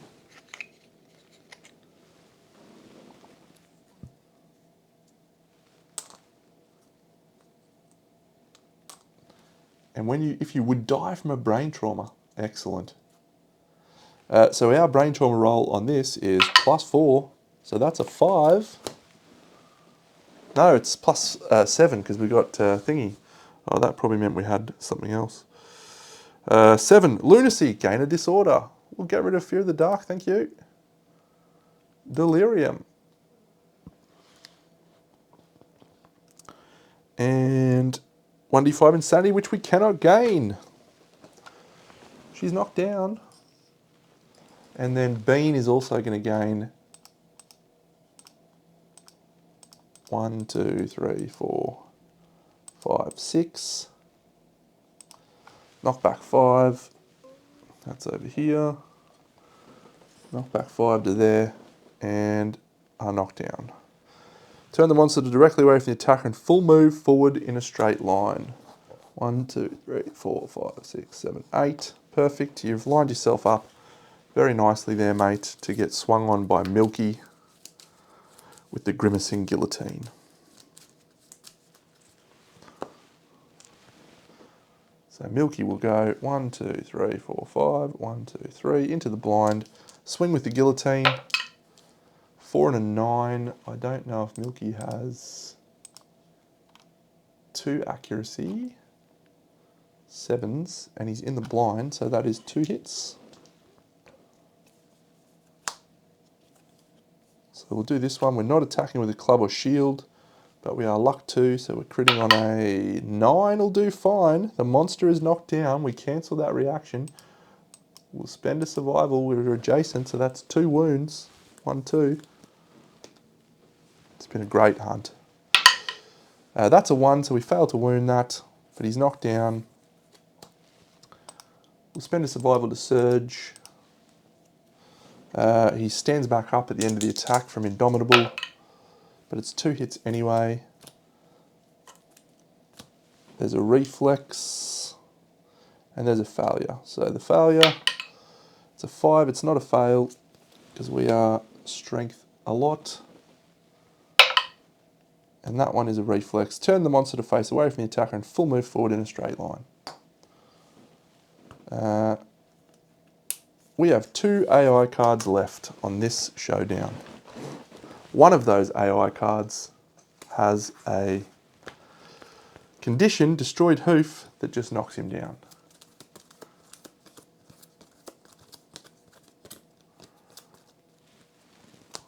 Draw it. Draws it. He just gets knocked down. Then he stands up at the end of his turn. That's literally all he does. Everyone on our team stands up. We'll go in and sing with the Grimacing Guillotine again. We hit once. 4 is not enough. First strike. You're insane. Cancel all hits. And so, oh, actually, I didn't suffer the 1 brain damage last time that he did that. No, that's fine. So he's done. He'll swing again with a surge. He hits once. Once is actually perfect. Because if we do the wound here, he's just going to keep knocking himself over. So we can do it at our leisure. Get out of here, guy. All right, so literally he's in a loop now where all he does is stand up and fall over. Stand up and fall over. Stand up and fall over. So we don't have to do anything. We can go wipe the board of all of these gatherism things. So that's fine.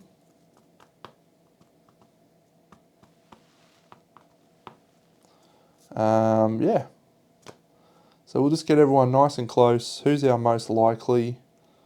Probably the Savage Bone Axe chick.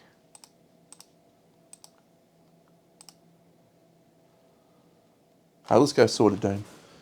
Sword of Doom gets in there. We'll swing with 4 speed. We'll surge so it's knocked down. So it's 2 hits, which is perfect. A super dense doesn't matter. And, oh, the trap. You idiot. But you get another thing. You get another token. Okay, so Milky, on the other hand, Milky's going to suffer a lot of brain damage. 1, 2, 3. And he's going to gain a brain trauma. He's +2 to the roll. He doesn't have a torment. He rolls a Lantern 10, which is a total of 12. Clarity. You are knocked down. Add your current survival to your insanity and reduce your survival to 0. So he gains 1, 2, 3, 4.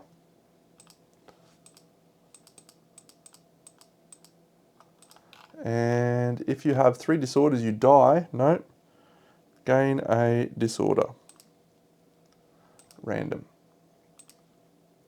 Post-traumatic stress. No.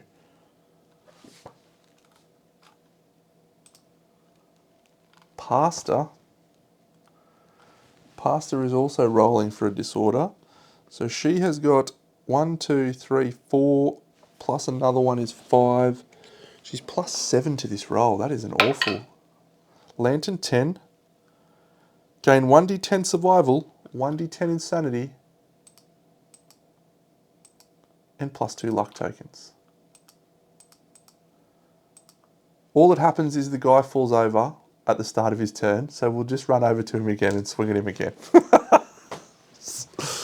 You stupid trap idiot. With our chick who's got 1,000,000 insanity. How good is that?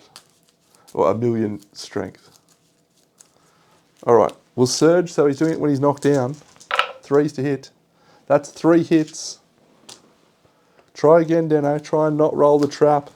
He's knocked down, so none of these reactions matter. We can critical on a 5+ now because we just gained 2 luck tokens. Sure. That's a critical, gain a Screaming Antelope resource, and that's a critical, gain a Screaming Antelope resource. We shut the game down. We've broken the game. Oh, and on a 10 he dies instantly.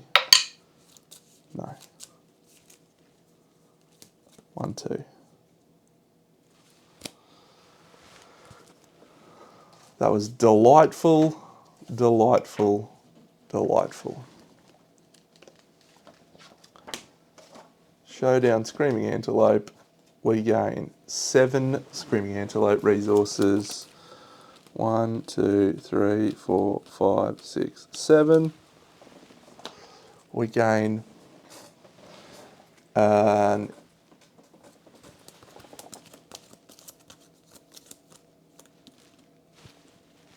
denticulated blade hip. We gain a black lichen. We still haven't innovated pottery. We get 5 basics. I really need some love juices. Give me some love juices, please. 1, 2, 3, 4, 5. It's no love juices.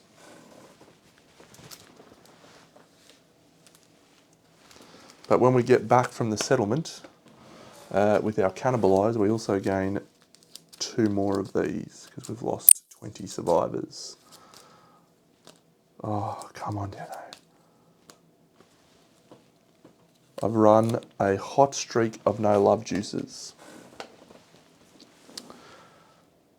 Okay, get excited because we're about to go into some new stuff. We would have had 9 endeavours if we had have gotten through that. Okay, let's just do a stupid hooded night while we're here. I don't want to do hooded night, but whatever. This guy sucks. Get out of here, guy.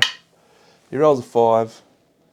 I'm not getting mighty strike. 1, 2, 3, 4. We're just going to have to fight the Watcher in our own way.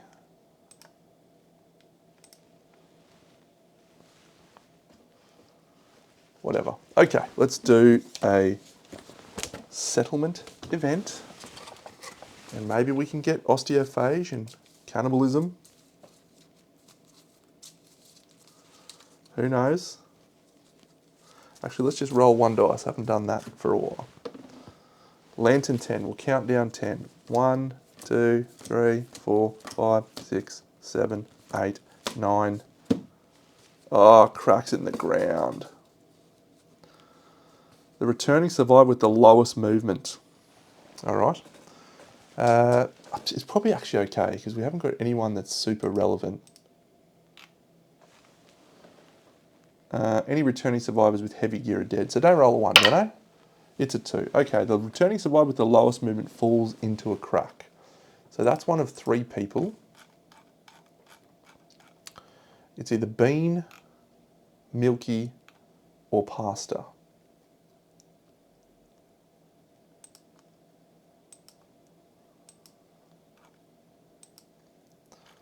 So the returning survivor with the lowest movement roll off in case of a tie. Pasta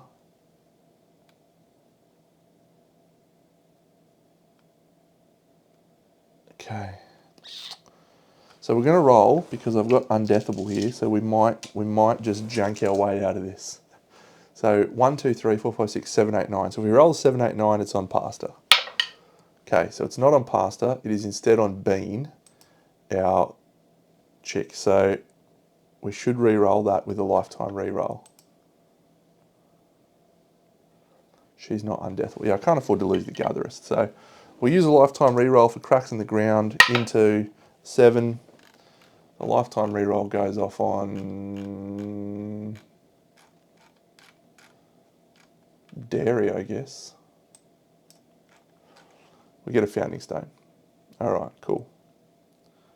Stupid cracks in the ground, man. That's why we need more survivors. We need more lifetime re-rolls. Okay, cracks in the ground, done. Hooded Knight, done. Let's learn about a visit from Nico.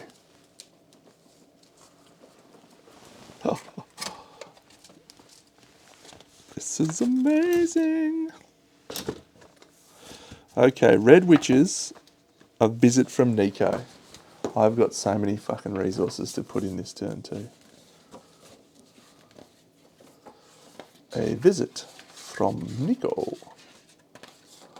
This is the artwork that I love, isn't it? Oh, let's just appreciate that for a moment. Poof. A visit from Nico.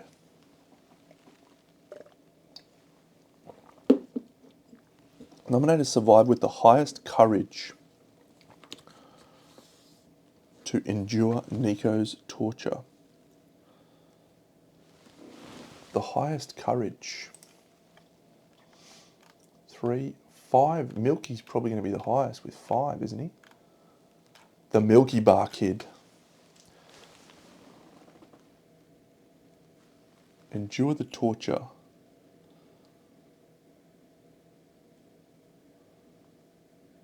Her victim is dead on a 1, 2, 3. Suffers the gaping chest wound and post-traumatic stress.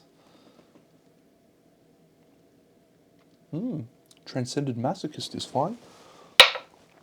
A 6. The nominated survivor suffers the gaping chest wound and post-traumatic stress.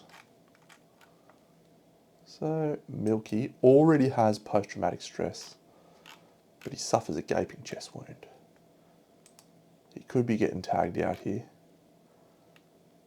But guess what? He also lost his strength because he didn't eat something this lantern year. Okay, Nico, thank you. And while we're here, let's just grab her. Thank you, Nico. You delectable little minx, you. And while we're at it, let's get Sia. Yeah. Okay, so we have a showdown this lantern year with Brawl and Nico.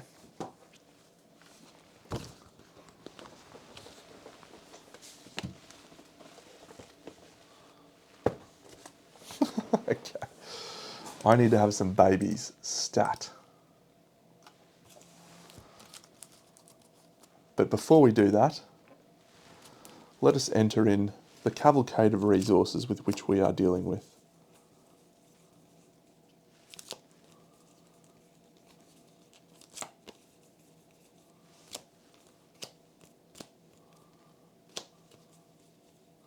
Four black resin and a single red thread.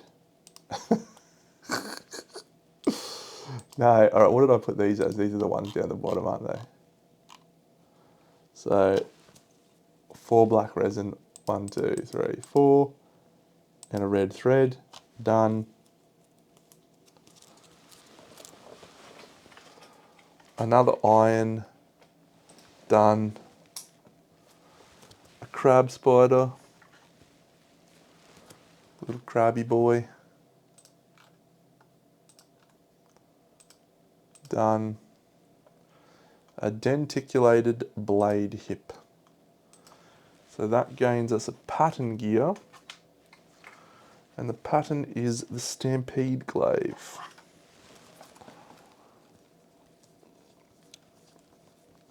And that is a cool weapon, and I have a model painted to use it. There is the Stampede Glaive. That requires a perfect organ and 3 bone. We will definitely be able to make that. So let's add that pattern. We can also make the Earl set, maybe.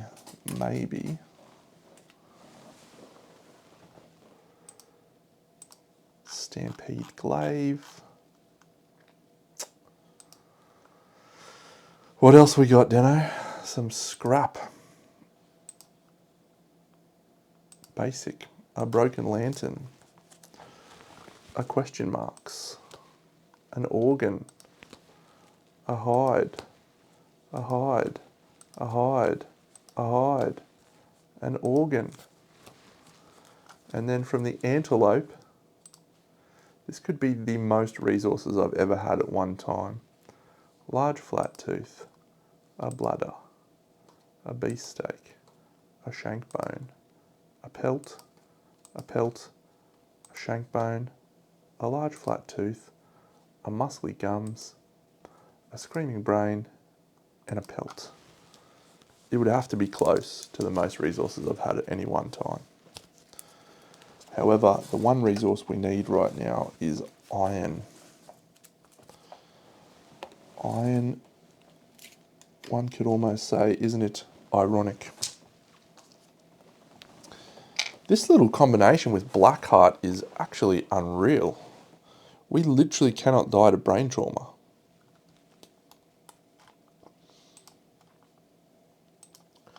We need population.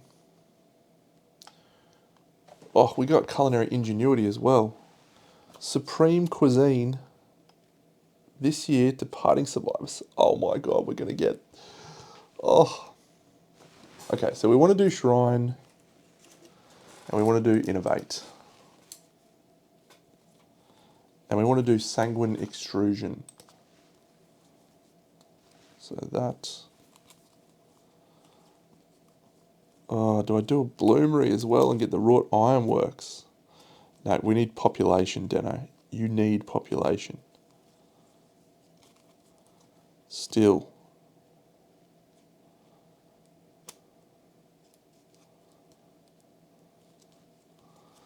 I'll consider that. What I really need is a matchmaker. Oh, yes. Send to Windows.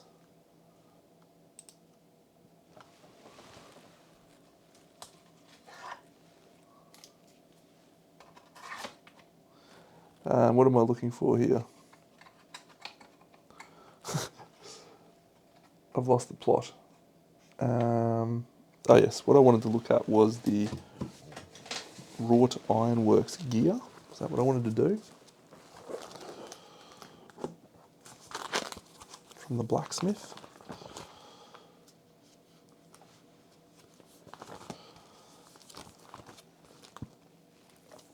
A wrought longbow, perfection, range 7.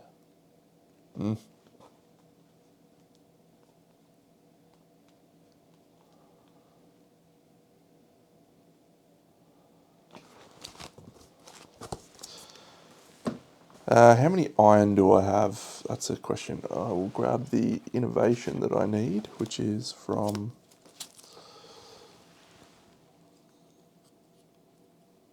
Trick Transport.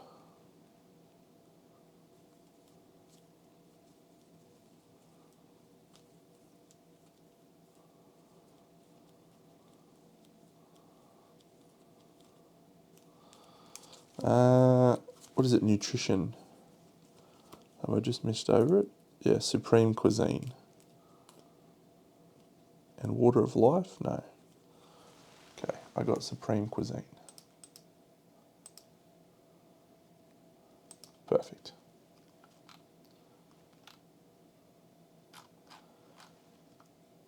So with 4 endeavours, we could go for 4 kids. We could try for 4 kids. I rolled like shit before. I don't probably need that urgently. Did I remember my 2 resources when I come home for my cannibalise? I don't think I did. Surely. Surely it's a love juice, Deno. It's another broken lantern and a hide. The love juices are hiding. Broken lantern, hide. Easily the most resources I've ever had. How have I got 5 iron? What else is iron? Is the denticulated blade hip iron, is it?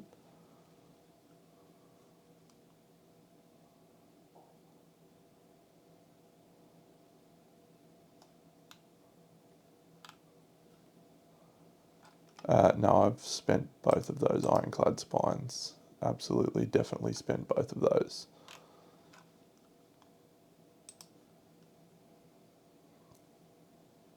That was making my lantern greaves, my earl tassets, and my earl sleeves, I think. Again, I said at the very start of this episode that we had a few little glitches. Okay, so let's have a look at what we can craft from the earl set. Pattern gear. So the boots requires 2 iron, a skull, and a bone. The jaw guard requires an iron, a skull, a flat tooth. Yeah, so that one's fine. We'll definitely make that. The raiment requires leather. The stampede glaive does not require anything else. So yeah, I think we make that for sure. Let's have a look at that item.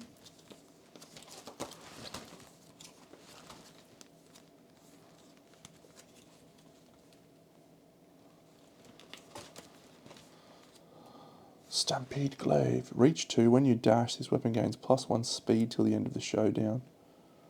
It's an axe, spear, 2-handed bone. We could also just make the... we got the legendary horns.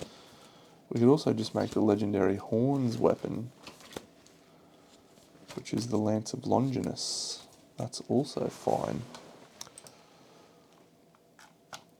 because we got more legendary horns. I think they were scrap too, weren't they?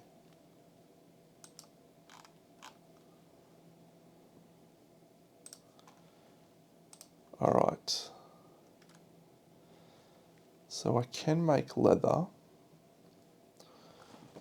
could go for the wrought ironworks, and what in the wrought ironworks costs? How much iron? It requires sponge iron. The wrought great shield looks awesome. It's actually not that much iron.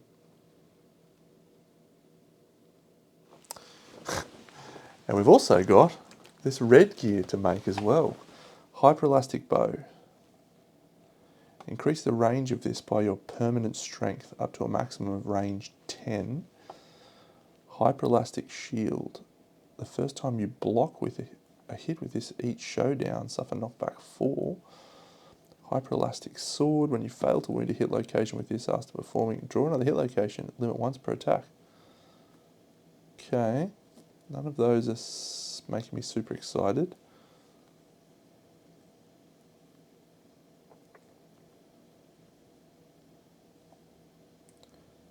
Whoa, the black and red cuirass is actually unreal.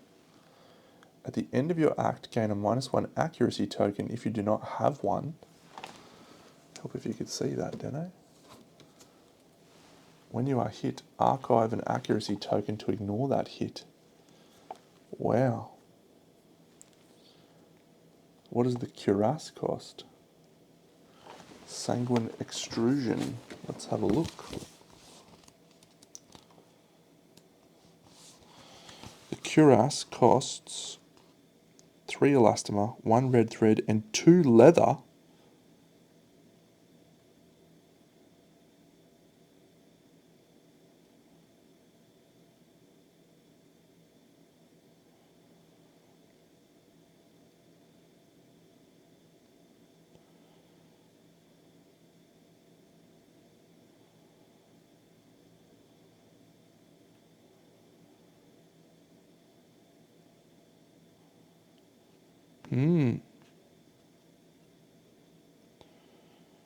Special innovate trick transport. Gain this innovation. Man, I have got so many things I want to do. The black and red cuirass. That's a red thread. I could make the black and red armet, which is a helmet. Focused eye when you transpose. Okay, that doesn't really excite me. Elastomer. The black and red tonlet, yeah, that's nothing. Black and red greaves, damn, what do they do? Increase all knockback you suffer by 4. Why would you ever wear that in the Black Knight showdown?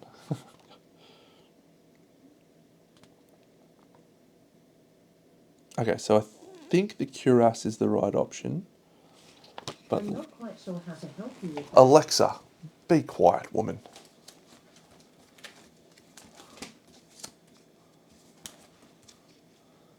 We can also get Fetid Frog Feta. Fatty Crimson Goulash we can't get. We can get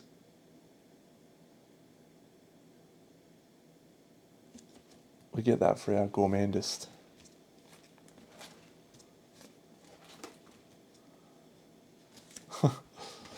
Oh, the choices are outrageous at this point. Absolutely outrageous.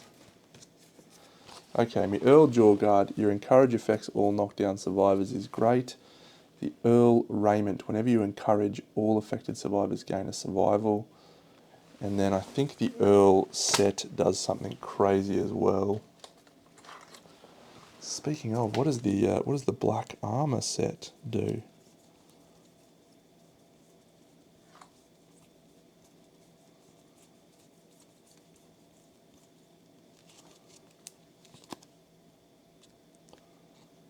Double any bonuses. That's awesome.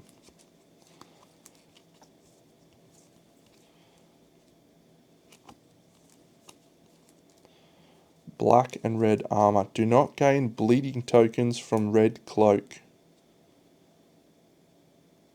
Wow.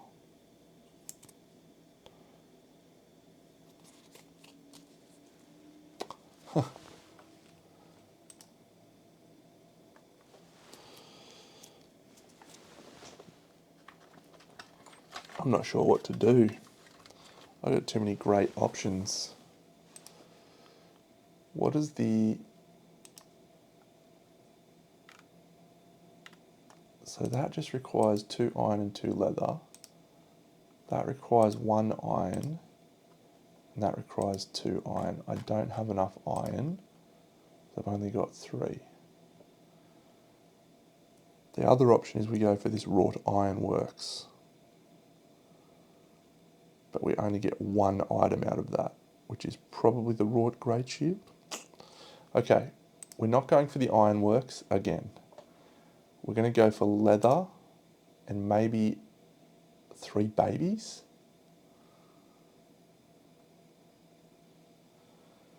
3 babies, don't know. If you go for scrap smelting and you roll a 10, it's a great play.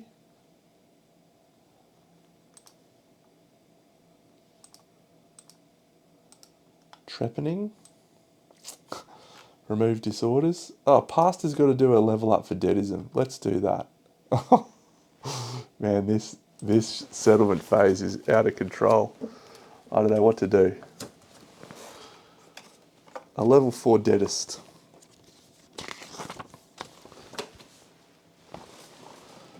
Gain a Lumi and roll a dice.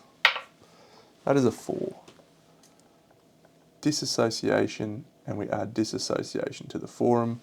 I don't know what disassociation does because I don't think I've ever gotten anyone deadisms that was actually good. This one is actually good. When you suffer a brain trauma, place your survivor in any unoccupied space within 5 spaces of your current space. So you can just teleport around. Sure.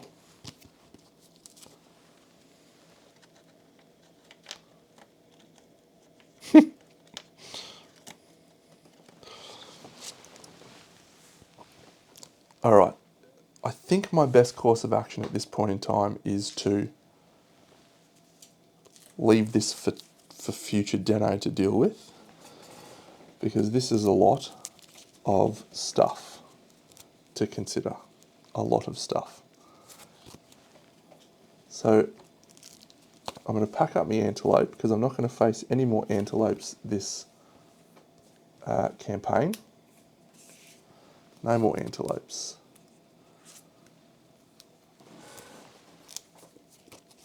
I may just roll some... do I need the shrine? Yeah, I'm going to hunt some Dragon Kings. Apparently level 3 Dragon Kings, maybe. Oh, did our Gatherist level up too? We should check that. Our Gatherist is Bean, and she's XP 5, so I think she actually does level up as well.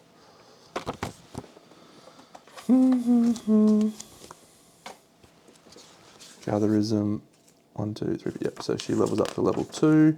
She gains a Lumi. And she archives up to 3 organ or hide resources. Add +1 for each organ or hide you do. Do we have acid rain? Oh my god. Oh my god. Oh, we've got acid rain this year. We've leveled up into it. So if we could roll we'll archive 3. So we roll a 7 here. We can get permanent luck and we can clear off other people's stuff as well. It's a 2, no! Alright, that's still a 5. We gained +1 accuracy, permanent accuracy. Damn, we would have cleared everyone's. I love it. Alright, and we also gain, departing survivors each gain an accuracy token. I'll leave that over here so I remember. So we've done sanguine extrusion. I'm just going to roll for babies, I think. So we're going to roll for babies. I just want to have some new people that I can kill. So I get +1 to this roll. My first baby roll, it's a 9. My second baby roll, it's a 6. My third baby roll, it's a 10. And my fourth baby roll, it's an 8 because I get +1 to that roll. 3 babies, baby. Now we just got to not roll double ones. Okay. Arc Survivor Intimacy.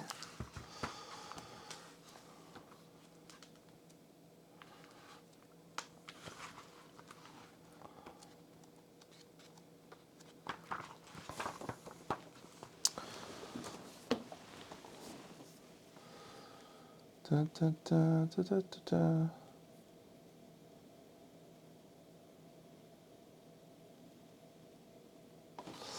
Second one.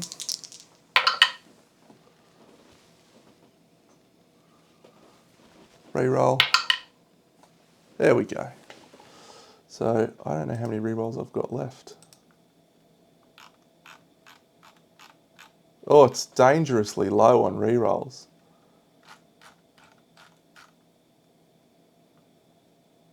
Licorice can reroll.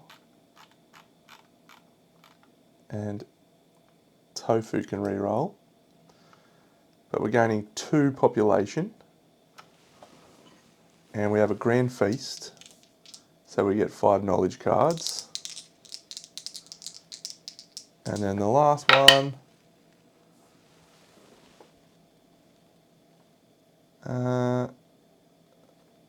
Another baby. So it's 4 babies. I'm just going to deal out 4 character cards. We got Saga.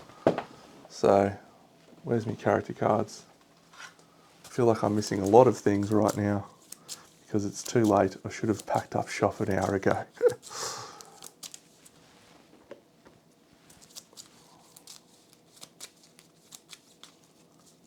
All right. First character gains the birth of a savior. Next one, I won't take the clever. Sanctimonious, that's an impairment. Oh, that's pretty cool, but we probably won't take that person out. Next one is the soloist, if you're the only guy with an instrument. Last one is the axe. That's a great one. I love the axe. So we're going to do Birth of a Saviour. Shit. Oh, this has been too much, Deno. This has been too much. You've got to calm down.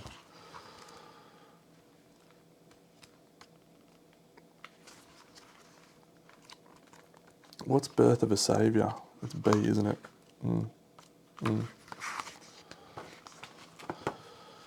So do we take a green saviour? I like the green saviours. The blue saviours are always the good option. You know what that opens up? Did we end up taking that hovel thing? Lucid Dreams. So we didn't take that, but I haven't done my Innovate. 1, 2, and a bone skull 3.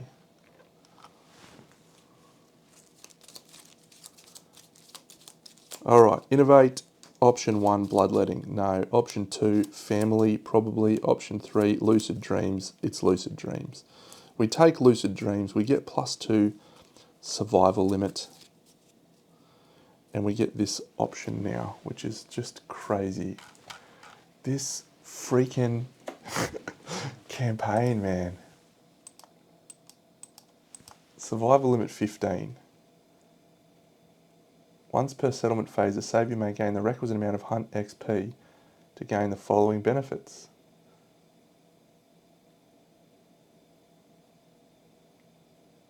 Gain a random dream card. I'm going to gain a random dream card.